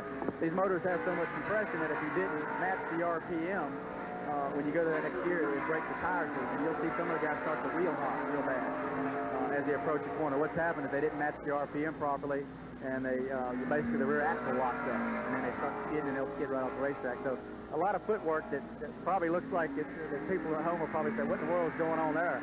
But it's very much necessary to drive a road course like this. Now, the guys that are braking with their left foot, they'll be doing something similar, but they'll take their right foot and bring the RPM up and use their left foot for braking. But basically, you see a lot of footwork that you wouldn't see on an oval track. Well, that's for sure. We're seeing a lot of it there, I'll tell you. Well, if you don't think that takes some coordination, yeah, it really does. That's fantastic. Some people say these guys aren't athletes. Mark Martin doing battle with Ernie Irvin. And the 98 car of Butch Miller is in the tires. I'd say he's sitting right on top of him. Yeah, that thing's not going to pull itself out of there. Well, you can see his sponsor is lucky, and he certainly hasn't had a lucky afternoon today, as Butch Miller is atop the tires, and we look for but do not see a full course caution at the moment. The battle is for 4th position between Ernie Irvin at number 4 and Mark Martin at number 6. Mark looking to the inside in turn number 4, and there will be, yes, a full course caution coming out. That'll be our 7th of the afternoon. So these guys are racing now to the start-finish line where they will receive the yellow flag. And Mark Martin, it appears, backs off. And, of course, they'll be able to come in now, everybody will, and get enough fuel to go the rest of the way. That's exactly right, but some of them will not come in. Yep. And Mark Martin, we think, might be one of those that won't come in. Martin gesturing to the drivers behind him. They have seen the yellow flags displayed by the corner workers, and they know that a full course caution is out. So Martin looks at his rear view mirror on lap number 53. Yeah, he's keeping tabs on that guy behind him to be sure he's not going to come up there and try to pass him before they get back to the start-finish line. Well, they slowed down to go by the spot that Butch Miller was up on the tires. Yeah, that was in turn number 6. Here comes Rusty off of corner number 11, and he comes down and will take the yellow flag. And right behind him is going to be Morgan Shepherd, and then comes Alan Kowicki. There's the yellow. So 7 full course cautions have interrupted our performance here at the Banquet Frozen Foods 300. Shape for these grueling races that they compete in almost every weekend. Here comes the leader, Rusty Wallace, and several others in for what is probably going to be their final pit stop, and Jerry Punch is right there at Rusty's pit. And we'll see if some of this conditioning all the crews have been doing will pay off for Rusty Wallace and some of the other crews here as he brings his car, the Miller Genuine Draft Pontiac, to a halt. They will make what should be the final 4-tire change, and they are going to put sticker tires on. Car number 15 of Morgan Shepherd is in. The Bud Moore crew going to work on that car, trying to change tires. Now back here on Rusty Wallace's car, they change left side tires here on the car number 27. Maycar and crew putting the left side lug nuts on. Fuel being put in the car. He is off the jack. Great pit stop for Rusty Wallace. He is out of the way. Elliott is away. Here's cars making their way down pit road. Here's Morgan Shepherd there. Morgan Shepherd moving up through the gears, back on the racetrack. Now, fellas, this is going to put Ricky Rudd in good shape. All of these cars came into the pits. He was almost a lap down. He doesn't have to pit now. He has 4 relatively fresh tires and a full tank of fuel. That's going to put him back in good shape. It's amazing how he was so frustrated just a couple of laps ago, and here he is. Oh, what happened to Darrell? Darrell is stopped right at the start-finish line. Yep. What the deal is here. I guess he was coming out of the pits, and then all of a sudden it just wouldn't go no more. Huh. Darrell was running in the top 10. He was 8th before he came in for the pit stop. But that tight Chevrolet is stopped dead on the racetrack. The wrecker's coming to get him right now. He's pulling up on his back bumper. We'll see it come into the picture there in just a moment. There he is. And Darrell just wants to push back. He says no. Oh, no, he's saying push. Come on. Yeah. Come on, let's go. We need to get back to the pits. You know, earlier in the race, ladies and gentlemen, we got a great speed shot set up for you right here in this straightaway between turns 6 and 7. Well, it's got a little bit of dirt around it right now, so we're calling this our cave cam. There's a lot of debris on some portions of the racetrack and a lot of rubber buildup, and we've got some dirt and other debris that's covering our speed shot. I guess that's part of the price we pay when we put it real close to the track. That's right. It was a great shot while it lasted, but unfortunately, it didn't last long. Yeah, some of the glamour has been taken away. Well, under caution here at Sears Point, trying to get several cars off the racetrack, including that of Butch Miller, which ran up on the tires in turn number 6. Back with more right after this. One Tough Motor Oil announces one tough guarantee. The Quaker State 250,000-mile or 10-year guarantee. Register your new car at a participating service center. Then use only Quaker State. Have oil and filter changed as directed at a service center, and if any lubricated engine part suffers an oil-related breakdown within 250,000 miles or 10 years, you're covered. Quaker State guarantees it in writing. The big Q is one Tough Motor Oil. $2.29 for a pot pie? There must be some mistake. And duck à l'orange. For my kids? There must be some mistake. I said, where's the manager? He says he is. There must be some mistake. Today's banquet is for families like yours. Good food at the right price. And varieties the whole family will enjoy. I'm sticking with Banquet. And that's no mistake. Today's banquet. Good food that's right on the money. The last time you got your film developed, how many saw this seal on the Point International Raceway? Bobby Hillen is the leader of the race, followed by Jeff Bodine, Stan Barrett, Ricky Rudd, and Derek Cope. 6 through 10, Rusty Wallace, Dale Jarrett, Michael Waltrip, Mark Martin, and Bill Elliott. And the yellow light atop the pace car remains on, so it'll be at least one more lap after this one before we go back to racing. This has certainly been the longest caution period of the day. Well, the most consistent driver in Winston Cup competition, you're riding with him right now, Morgan Shepherd.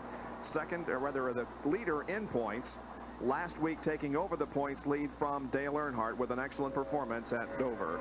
Morgan is at the top of his career after years of personal and professional struggle. Let's go behind the wall for a visit with Morgan Shepherd.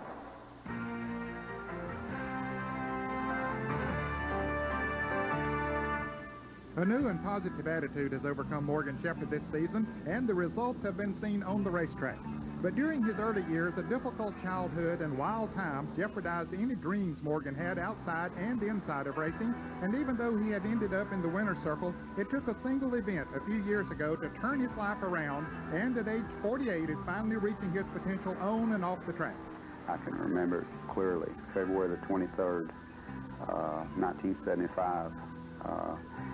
I was living in Crestmont over here on Springs Road, and that evening I fell down on my knees, and I asked the good Lord for forgiveness. And I swear to goodness, I felt like when I got up, I could have jumped through the ceiling. That's how light I felt. And from that day on, I'm not saying that life has been perfect for me, but life sure has been better, because that was the turning point in my life. His perseverance through good and bad led to a partnership this year with Bud Moore and the Motorcraft team. A combination of strong-willed men that many wondered if it would survive. I'm just what you call a perfectionist about what I do. Well, sometimes a perfectionist, it's hard to get along with them, because you seem to not to be able to do good enough for them, you know. And that's kind of where I came from. Bud Moore is a little bit the same way. And before I came there, a lot of people think that I came in and made changes with Bud Moore. Bud Moore made the changes before I got there, before he knew that Morgan Shepherd was coming on as a driver. He was building front steer cars. He was doing this and that, everything he could to try to get his team back on top. Bud and I do think a lot alike, and I don't think we've had the first disagreement yet. And while the race team has come together, so has his family, Sanja and Shanda. We've been married going on 6 years now, and things just keep getting better for us. And we've got a wonderful little girl that'll be 4 years old, June the 25th, Shanda Renee, and we're just blessed so much when I'm away from them, testing or whatever. I can't wait to get back home to them, you know. I miss them so much. However, Morgan still has one frustration. Early struggles caused him to stay out of school, and now he has a problem writing.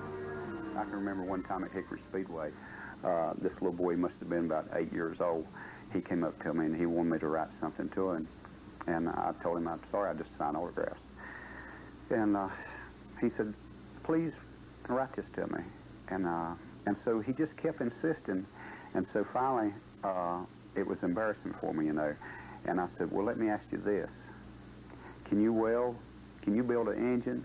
And he said, no. Well, I said, I can't write. Constantly improving himself, Morgan has never given up and is ready to reap the benefits at an age he has it all in perspective to enjoy. You take a kid that's 20 years old, and he's setting out to do something, and if he thought that he had to wait till he was my age to get there, do you think that that he would have the determination or the willpower to last that long? But I was 33 years old when I turned my faith to God, and I've never give up. And thank God I've got the job and all that I've got now. Good job, Ned. Good story there on Morgan Shepherd, who is the current Winston Cup points leader, and he has obviously got his act together. Well, he really does have, and really he would be the first to tell you that the young people out there needs to get all of the education that they possibly can, because it has been a hindrance to him. Sure. But he has certainly done well for himself. He really is a race driver. There is Morgan Shepherd. Now let's take a look at his Big A Auto Parts pit stop performance. 23.3 on the driver, 25.4 on the crew, total 48.7. He went into the pit area in second position, and he has come out in 12th. And there, ladies and gentlemen, is what we've been talking about since the start of the program, track position. Track position. There's so many cars that stayed out in front of Morgan Shepherd and Rusty Wallace. Here comes the green flag. Now the car at the front of the field is Dale Earnhardt. He, however, is 9 laps behind. Earnhardt is 9 laps behind because of the fact he was into the pit area for a long time repairing a transmission. The leader of the race is Bobby Hillen, but man, look at the traffic jam behind him as cars thread their way through the second corner and try to gain valuable track position and spots. Jeff Bodine, the Budweiser Ford, trying desperately to get by. Now Ricky Rudd trying to go on the inside of Bodine, can't make it. Meanwhile, Rusty Wallace sitting behind all these cars watching. Boy, you've got to be really patient at this point on the race, I would guess, because you've got relatively few laps to go, but yet a lot of traffic to move through. You got to be aggressively patient, because you know, the chips are down now. They can go the rest of the way. You can't depend on pit stop, somebody stopping in front of you or something like that. You got to earn what you get out there now. Here comes Rudd on the outside of Bodine. Remember this last year when Rudd was on the inside of Rusty Wallace. Is he going to be able to make the move? Yes, he did. Ricky Rudd goes to second position. Don't count him out. A big spin down in corner number 7. Whoa, lots of cars off the course, including Ernie Irvin and Alan Kowicki. The finger of fate has struck Alan Kowicki once again, and the number 18 car, Stan Barrett, is also off course, but he gets going again. Man, I tell you, I can't believe the luck that Alan Kowicki has at this race course. Unbelievable. All right, here they come down now toward turn number 11 once again. And here's for the lead. Yep, Ricky Rudd is going to get the lead from Bobby Hillen, I believe. They go through turn number 1 side by side. Let's see what happens here. Ricky Rudd gets the top spot from Bobby Hillen. Rusty Wallace has moved to 3rd. Jeff Bodine is 4th. Look at Dale Jarrett up there in 5th place. Dale Jarrett, a good run this afternoon in the Sitco Wood Brothers Ford. There's somebody else you don't think of as a road racer, but he has been up there in the top 10, 15 all afternoon, and now he's in the top 5. Here's a replay of this melee down in turn 7. Boy, there were a lot of them. Hutch Strickland's involved. He had to just stop to keep from running over somebody. Ernie Irvin just made him a lap out there in the grass and came back on around. Bobby Hillen was also involved. The 44 car, that's Sellers, Jack Sellers, also off course momentarily. That's the second time this afternoon he has been off course. Here comes Rusty on the inside of Hillen. On the outside, I guess it is, trying to get by, and he makes the move. Rusty Wallace goes to second position, and now he sets his sights on the leader, Ricky Rudd. And so it may boil down to exactly what we had last year. Exactly. Just different colors on the race car. Yep, same drivers involved, but different colors.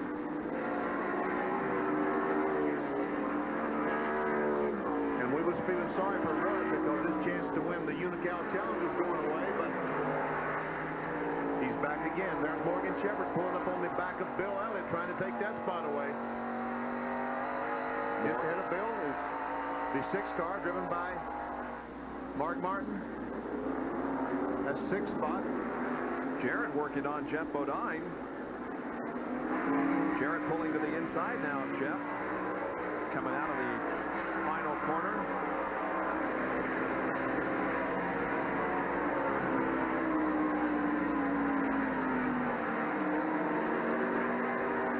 Bobby Hill is smoking the tires on the Snickers Buick number 8.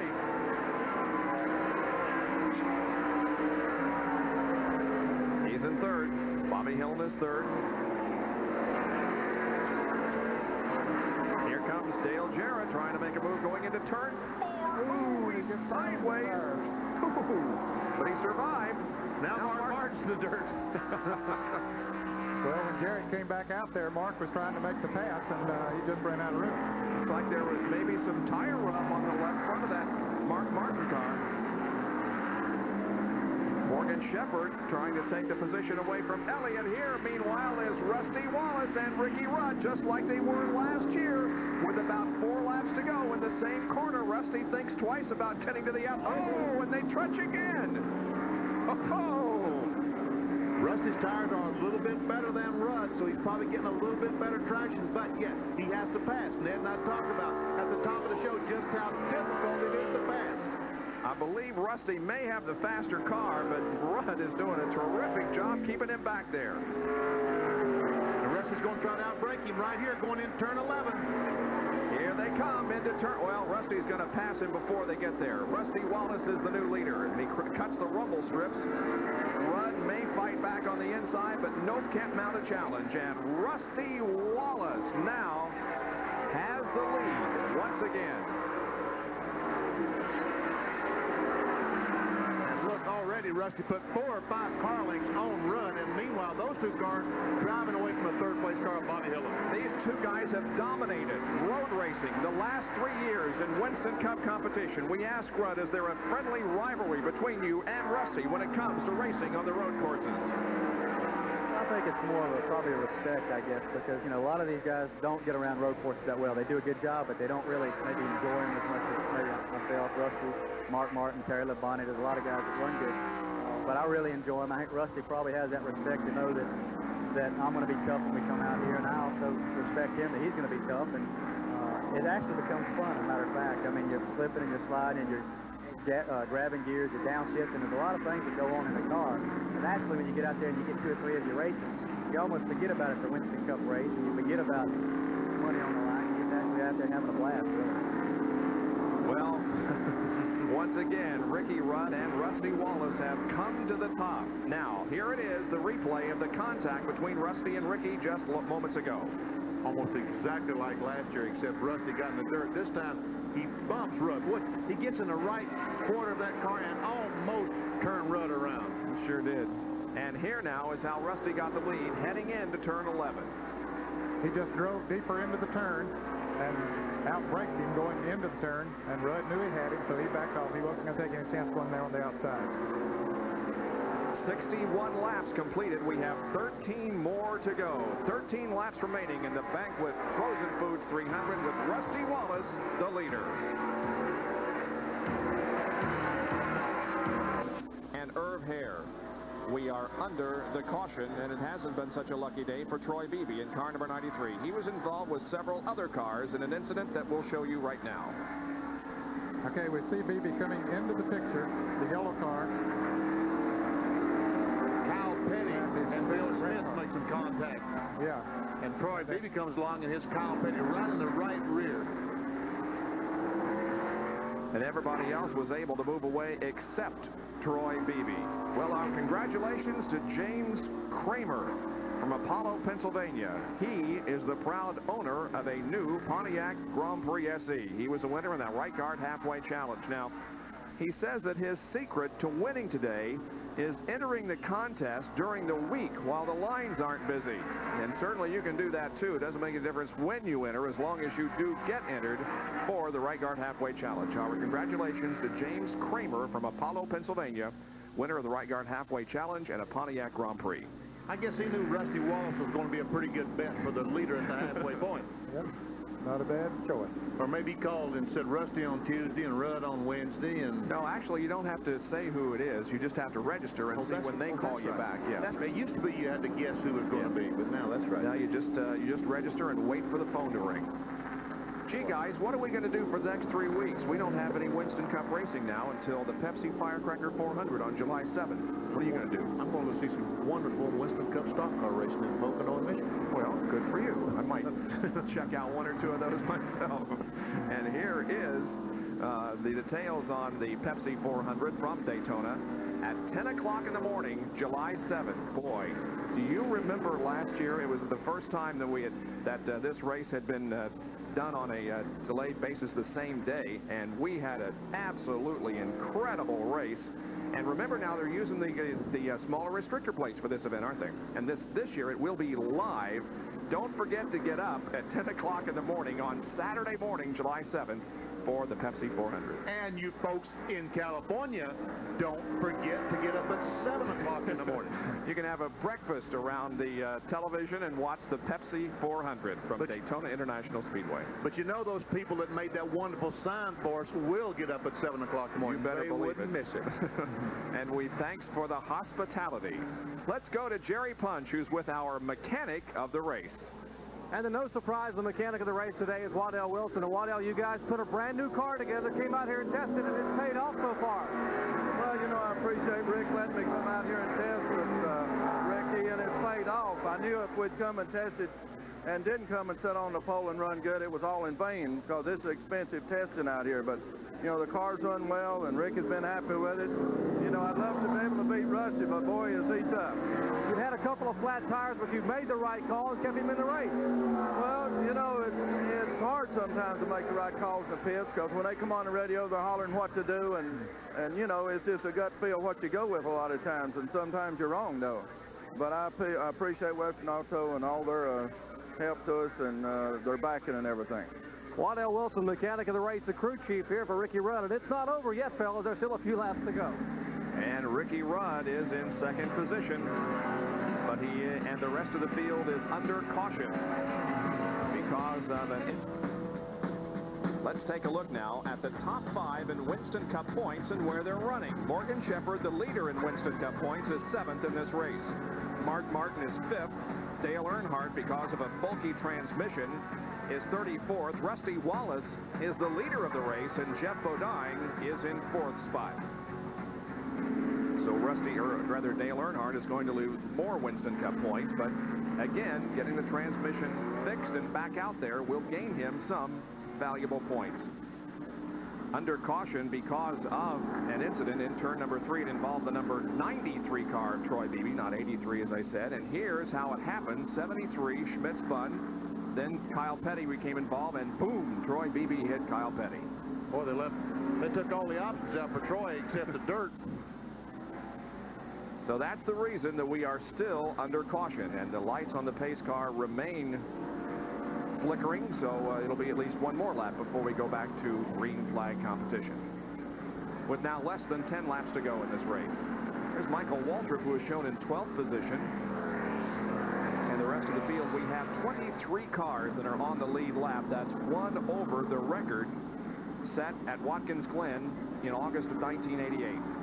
Bob, why don't we give the fans a rundown on who is where? Of course, Rusty Wallace leading, Ricky Rudd is 2nd, Bobby Hill in 3rd, Jeff Bodine 4th, Mark Martin 5th, Dale Jarrett 6th, Morgan Shepherd 7th, Sterling Marlin 8th, 9th is Herb Hare, Kenny Schrader is 10th, in 11th place is Derek Cope, 12th, Michael Waltrip 13th, Rick Wilson 14th, Harry Gant 15th, Hut Strickland 16th is Ernie Irvin 17th, Alan Kowicki 18th, Bill Smith 19th is the car number 99, is one of the West Coast drivers, and that's John Krebs having a great run here today. Bill Elliott is in 20th place. 21st, Stan Barrett. 22nd is Kyle Petty. And in 23rd place, the last car on the lead lap, the car 09 of Terry Fisher. And there the cars stream through your picture frame. Now we showed you we read to you rather the cars that are on the lead lap, but that does not reflect all of the cars that are still out there in competition. There comes Bill Elliott. And we saw Dave Marcus go through. He is not on the lead lap, but still out there. Richard Petty still out there, but he also is not on the lead lap. Stan Barrett. There's Earnhardt. There's Dave Allison. Yeah, he's not on the lead lap. Look at this. That's Butch Miller. His car was on top of the tires not too long ago. He's back on the course, minus the front bumper. Yeah, I was talking to Darrell Waltrip before the race started today, and he said, you've got to finish this race because 44 cars are starting. If you finish last and get points for 44 spot, cancel Christmas. Still under caution at Sears Point International Raceway. We'll take another break and be right back with more of our live Winston Cup racing on this Sunday afternoon. Catch up on all today's activities in the world of sports. Baseball tonight follows that. And then our Sunday night baseball game live at 8 o'clock Eastern time tonight features the Toronto Blue Jays against the Milwaukee Brewers. Sunday night baseball live tonight on ESPN at 8 o'clock, the Blue Jays and the Brewers. Let's go to Jerry Punch down on pit road. People say we're not technical enough sometimes when we talk about racing, but I'm going to show you something that may be the unsung hero in NASCAR Winston Cup cars. You hear them talk about tires and springs. Listen to the shock absorber, the Bilstein shocks they use around the circuit. 1984, Bill Elliott was the first driver to win with this shock at Michigan, and since that time, over 150 drivers have won with this gas shock absorber. The old double tube shocks had this hydraulic fluid inside. The problem with the old double tube shocks was that the shock itself would begin to foam or cavitate and lose its resistance. Now with the gas inside, you can push this shock back and forth and you don't get any foaming at all. But if I take the gas out, as I will do here quickly, then I begin to move the piston up inside. And remove the remainder of this gas here inside the shock absorber. You will see it will begin to foam inside, and that's called cavitation. The shock would give up if it didn't have the gas inside. That's why the Bilstein shocks with the gas inside, the gas shock absorbers, so critical to a Winston Cup crew anywhere, and particularly here at a road course. We go back to racing on lap number 66. Here's Jeff Bodine trying to take over third position from Bobby Hillin as they fight for the position in turn number 3. This is where the incident occurred just a few laps ago. Kyle Petty spun right near the exit of the pit area, near the start-finish line. And so Kyle Petty, who was running in 22nd position, loses a couple of more spots. Actually, could only lose one more because there are 23 cars in the lead lap, so it cost him a lot of time on the track. Here comes the field up through corner number 5. Boy, is this a replay of last year or what? With Wallace and Rudd running first and second. But the things are flip-flop. Last year it was Ricky Rudd. This year it's Rusty Wallace leading. Inside Morgan Shepherd's car as he follows Mark Martin. Shepherd got by Dale Jarrett on the start of the race, on the restart. Oh, look at Mark Martin trying to go on the outside of Bobby Hillin. Let's see, coming off this corner. Remember last year, ran out of room. Oh, and Martin makes it. So he does pick up the spot on Bobby Hillin. Here is Kyle Petty's spin. Well, he had some help. Oh, yeah. And spins just right out of that group of cars. It's a good place to spin if there is such a thing. Had lots of room there. Didn't hit anything. Right at the start-finish line, and all the other cars were on the outside of the track, headed for turn number 1. Rusty Wallace lights up the tires, braking, going into corner number 11, coming out. Rusty just about drove the car into the pit wall there, coming off turn 11. 67 laps completed. We've got 7 to go. 7 more laps to go. Rusty Wallace leading Ricky Rudd.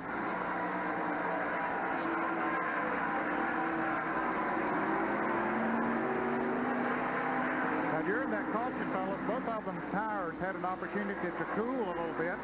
Rusty had on the best tires, or at least he has changed since Rudd has, but maybe that cooling off period there made them pretty equal. There's Ernie Irvin, who is right ahead of Michael Waltrip. He was outside on the front row when this race began. As a matter of fact, led at one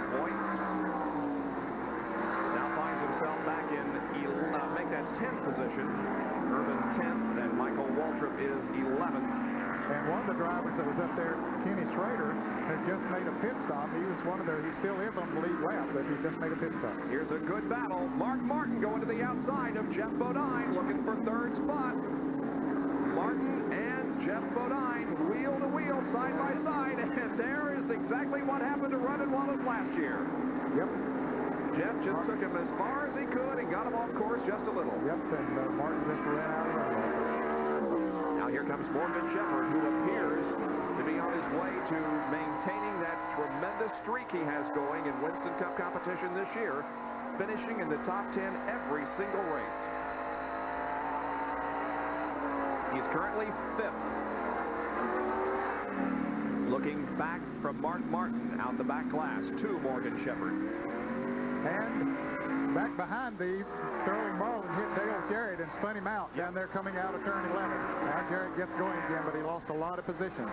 That's a tough break for Dale Jarrett, whose finishing position here this afternoon, unless he can regain those spots, will not in any way reflect his excellent performance.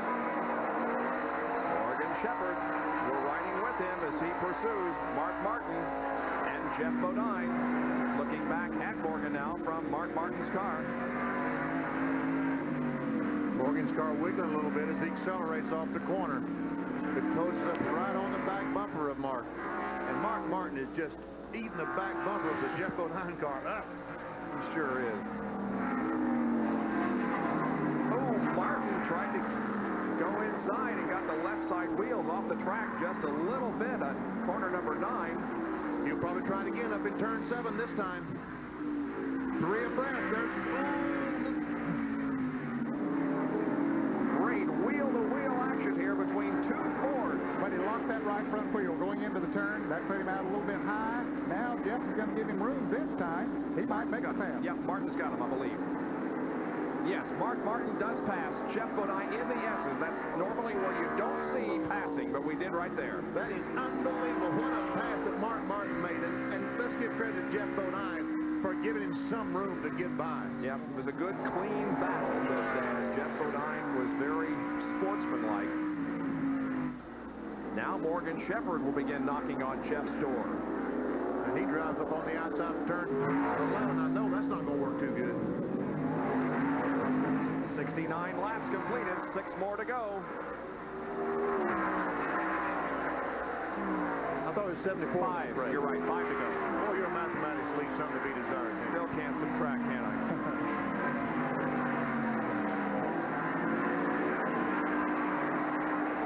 Now Jeff Bodine got his rear bumper full of Morgan Shepherd.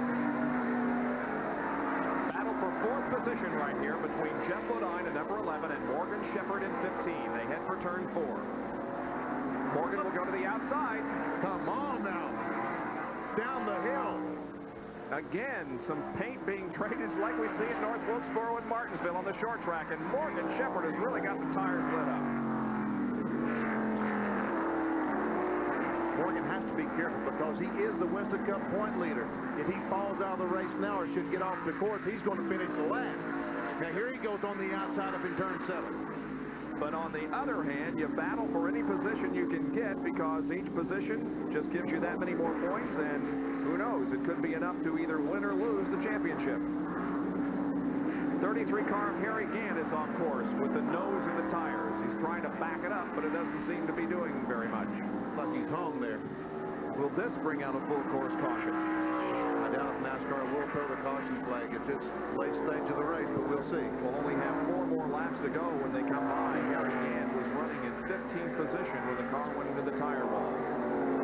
Still watching this battle for 4th. Bodine, Shepherd. There's the leader, Rusty Wallace. In 2nd place, Ricky Rudd. And 3rd place, Mark Martin. 4th and 5th, Bodine and Shepherd. And then 6th is Bobby Hiller. 7th is Marlin. 8th is Ernie Irvin. 9th is Irv Hare. And 10th is Michael Waltrip.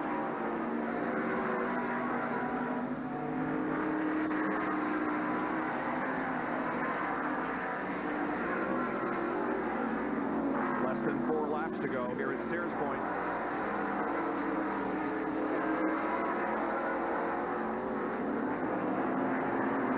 Shepherd is having no luck taking that 4th position away from Jeff Bodine.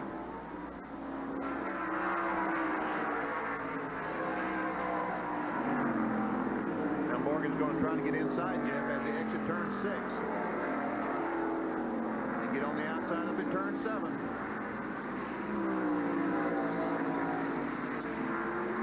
Well, it didn't work.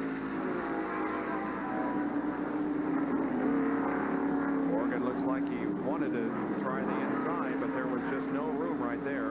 And so Rusty remains the leader as they go through the S's. Now the battle is for 2nd position between Ricky Rudd and Mark Martin. Yes, sir. Mark Martin has caught Ricky Rudd. Ooh, look at him. Right front come off the ground. And Martin may try to outbrake Rudd going to turn 11. Here they go through corner number 10, setting up for this straightaway. And now they'll begin braking for corner number 11. Let's see what Mark Martin does. He wanted to go to the outside, it looks like. Maybe he's trying to set him up coming out of the corner. He's trying to get a wide angle to get off turn 11. Nope. Broad sliding off the corner like they do in... Where's Morgan Shepherd? He's in the pits. Morgan Shepherd, our Winston Cup point leader, went behind the wall, ladies and gentlemen. Unbelievable. And into the garage area, fellas. He's coming all the way into the garage area. I believe there was some smoke coming from the Motorcraft Ford. Wow. Unbelievable. Morgan Shepherd, who was running in 5th position, the Winston Cup points leader, suddenly comes off the course and goes behind the wall. Mark Martin is trying to get 2nd position right here, and he does it momentarily. Yes, he's got it. Ricky Rudd goes to 3rd. Now the question becomes, can Mark Martin close in on Rusty Wallace and make it a battle for the lead? Rusty has a pretty sizable advantage right now, and we don't have that much more time to go. And we understand the motor gave up on the Motorcraft Ford. Wow, a tough break for Morgan Shepherd. It's going to be interesting to see how the points shake out, because look who is in 2nd position right now. Mark Martin, who was 2nd in the points when we came into this event. What a tough break for Morgan Shepherd. As you said just a moment ago, he has finished in the top 10 every race. And that streak is going to be broken. Here's the leader, Rusty Wallace. And there's the advantage he has on Mark Martin. And Mark is just trying everything he can to close in and make it a battle for the lead. As I said earlier, I think if Mark Martin and Rusty Wallace could get hooked up with equal tires, it would be a great race. They're evenly matched today. 2 more laps to go for Rusty Wallace. This completes the 72nd circuit. There's Mark Martin,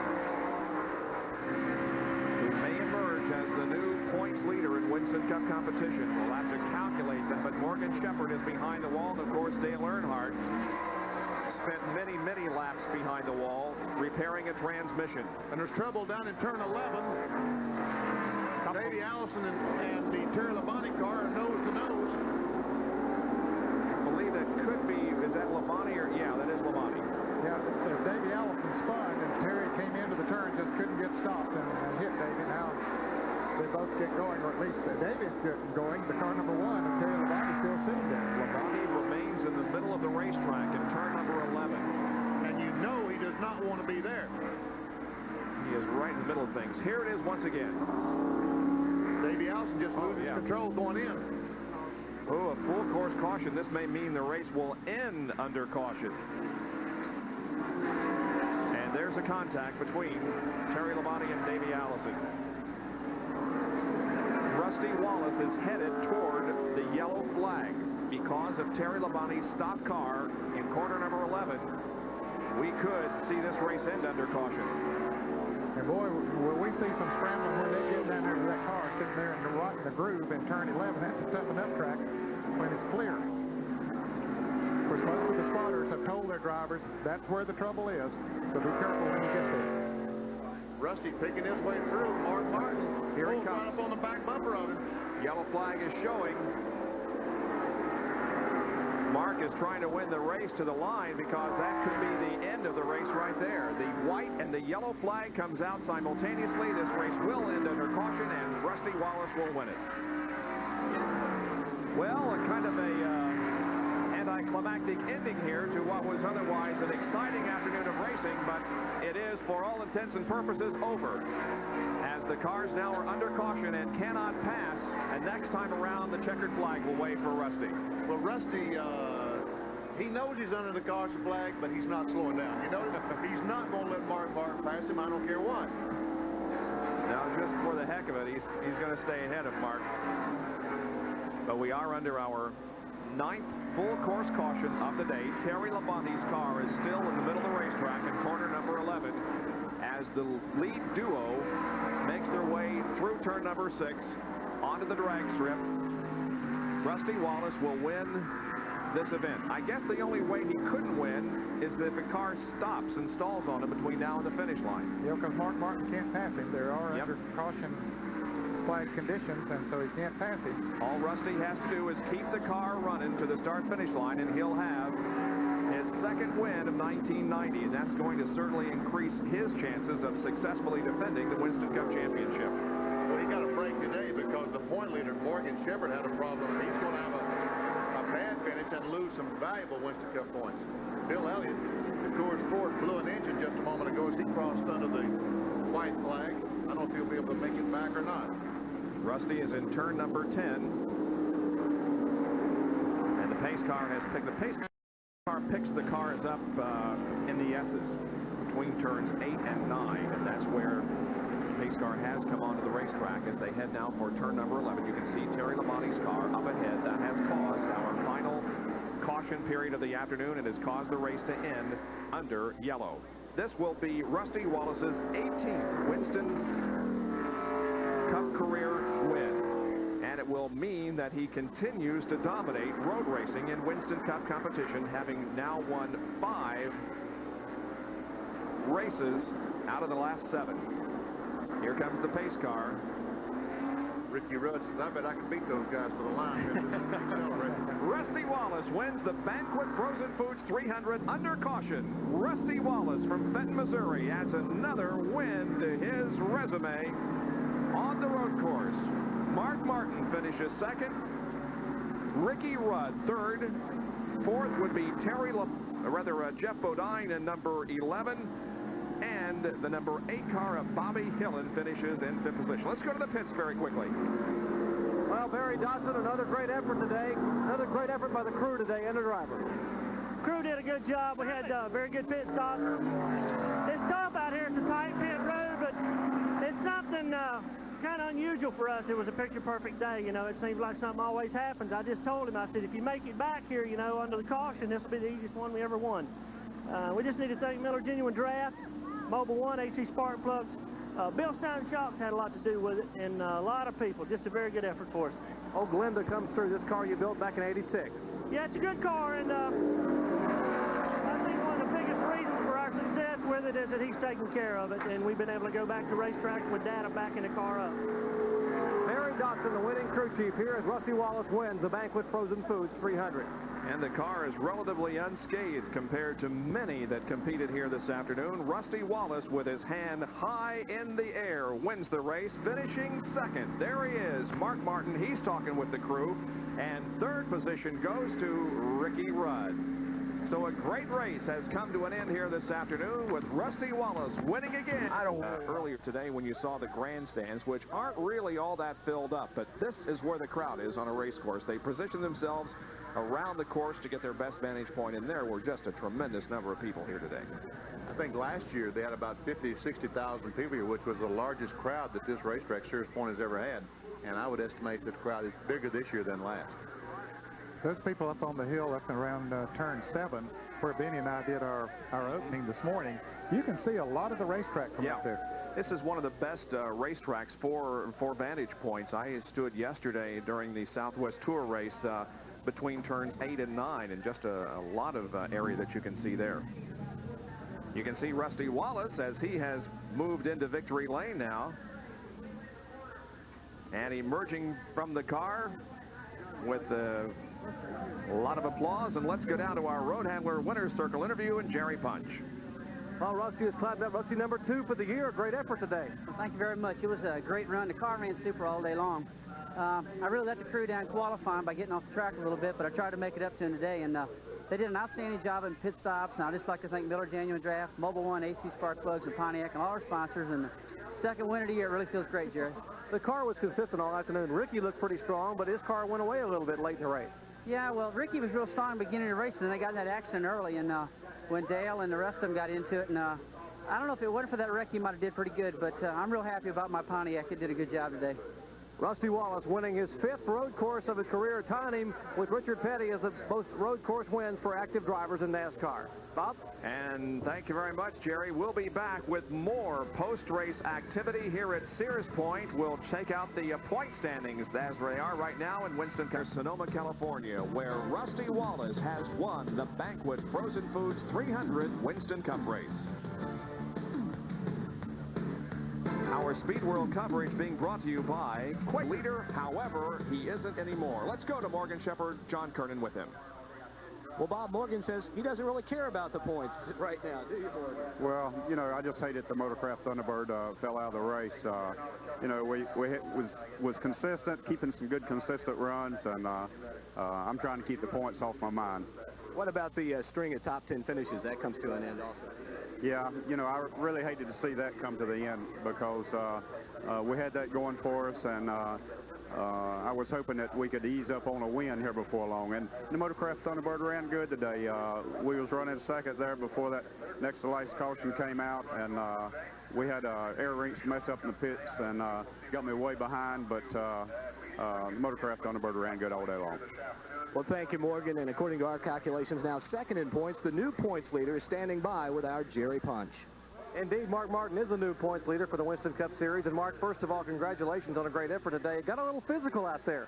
That was pretty rough out there today, but I had such a good car, I could usually get the best end of it. So that was really fun today. If your car's off a little bit, usually you lose out on the physical end, but it was good. I just want to thank Jack Roush and Folgers, Valvoline, and my crew. They put a race car under me that could have won the race. We just didn't do it due to circumstances.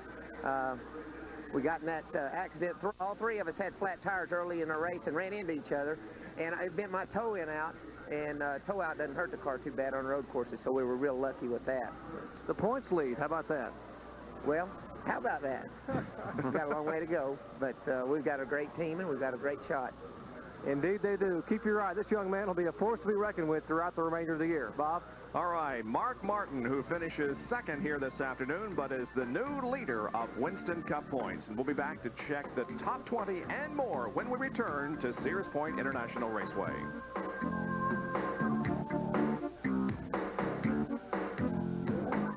Rusty Wallace is the winner. Mark Martin finished second, then Ricky Rudd, Jeff Bodine, and Bobby Hillen. Finishing sixth was Sterling Marlin, then Ernie Irvin, Irv Hare, Michael Waltrip, and Rick Wilson. Alan Kowicki finished 11th, then Hud Strickland, Derek Cope, Dale Jarrett, and Terry Fisher. And 16 through 20, Kyle Petty, Stan Barrett, Ken Schrader, Harry Gant, and Bill Schmidt. Let's go to John Kernan, who's with Ricky Rudd. Well, Ricky, a third place finish, not too bad, but I know you would have really liked to have come home first here again. Well, I tell you, we didn't have a choice today. Third, normally you wouldn't settle for that, but the kind of day we had today, I know we had at least probably 4 unscheduled stops, 4 unscheduled flat tire stops, and really the crew was the one that kept us up in there without losing a lap. I know a couple of times we had 2 flats on before the caution came out, so we came from dead last back up to third, and we couldn't run the kind of race we wanted to. It was dictated by the tire situation, the flat tires, and the end of the race we simply ended up on old tires, and Rusty and Mark and the rest of them had new tires, and I was going to try to hold them off the best I could, but we gave it all we had. But like I say, the tire situation dictated our race. Just didn't have anything there left at the end to make a charge at all. It was just all the tires, just the old tires. Well, the biggest thing, I was sitting on tires that had about 10, 12 laps on them. Rusty had brand new sticker tires, and you're talking about almost 2 seconds a lap difference in the speed in the tires. But the way the caution situation worked out, had I pitted, I'd have been coming back from about 20th place. And there's no way I could have drove up through the field with that short of laps remaining. So again, we didn't really have a choice on the situation, and we're going to try to race, and hopefully Rusty was going to get caught up in traffic. But like I say, we didn't have much for him. We'd like to come in and got some 4 new tires. I believe we had something for him. Ricky Rudd, the pole sitter, finishing third, and not a bad finish at all. And Jerry Punch is with Jeff Bodine. Well, Jeff back here trying to quickly get changed. Jeff, a great effort today from 26 to 4th. Good run. It was a great effort. And, you know, I don't normally say these things on the radio. I'm a pretty mild kind of guy, but I've got a hell of a pit crew. They gained about 10 spots on the first caution when we came in and put me up front, and the car ran pretty good. It wasn't dialed in perfect like Rusty was, but it ran really good. And we had a flat tire, and all our strategy, all that hard work kind of went out the window, and we thought, well, what are we going to do now? Well, we had enough gas to go the distance. Those other guys stopped on that one caution. We stayed out, got track position. You know, I tried to hold Mark off. We had a heck of a race out there. I couldn't do that, but I got by Bobby Hillen, and we ended up with a good 4th place finish. We were out there on used tires, and the car went pretty good on used tires. I'm just proud of this team. We're finally finished the race without any serious problems. We got things back on track now. Indeed they do. Jeff Bodine finishing 4th. And there you have interviews with the top 4 finishers, plus Morgan Shepherd, who dropped out of competition late in the afternoon. Back with more after this.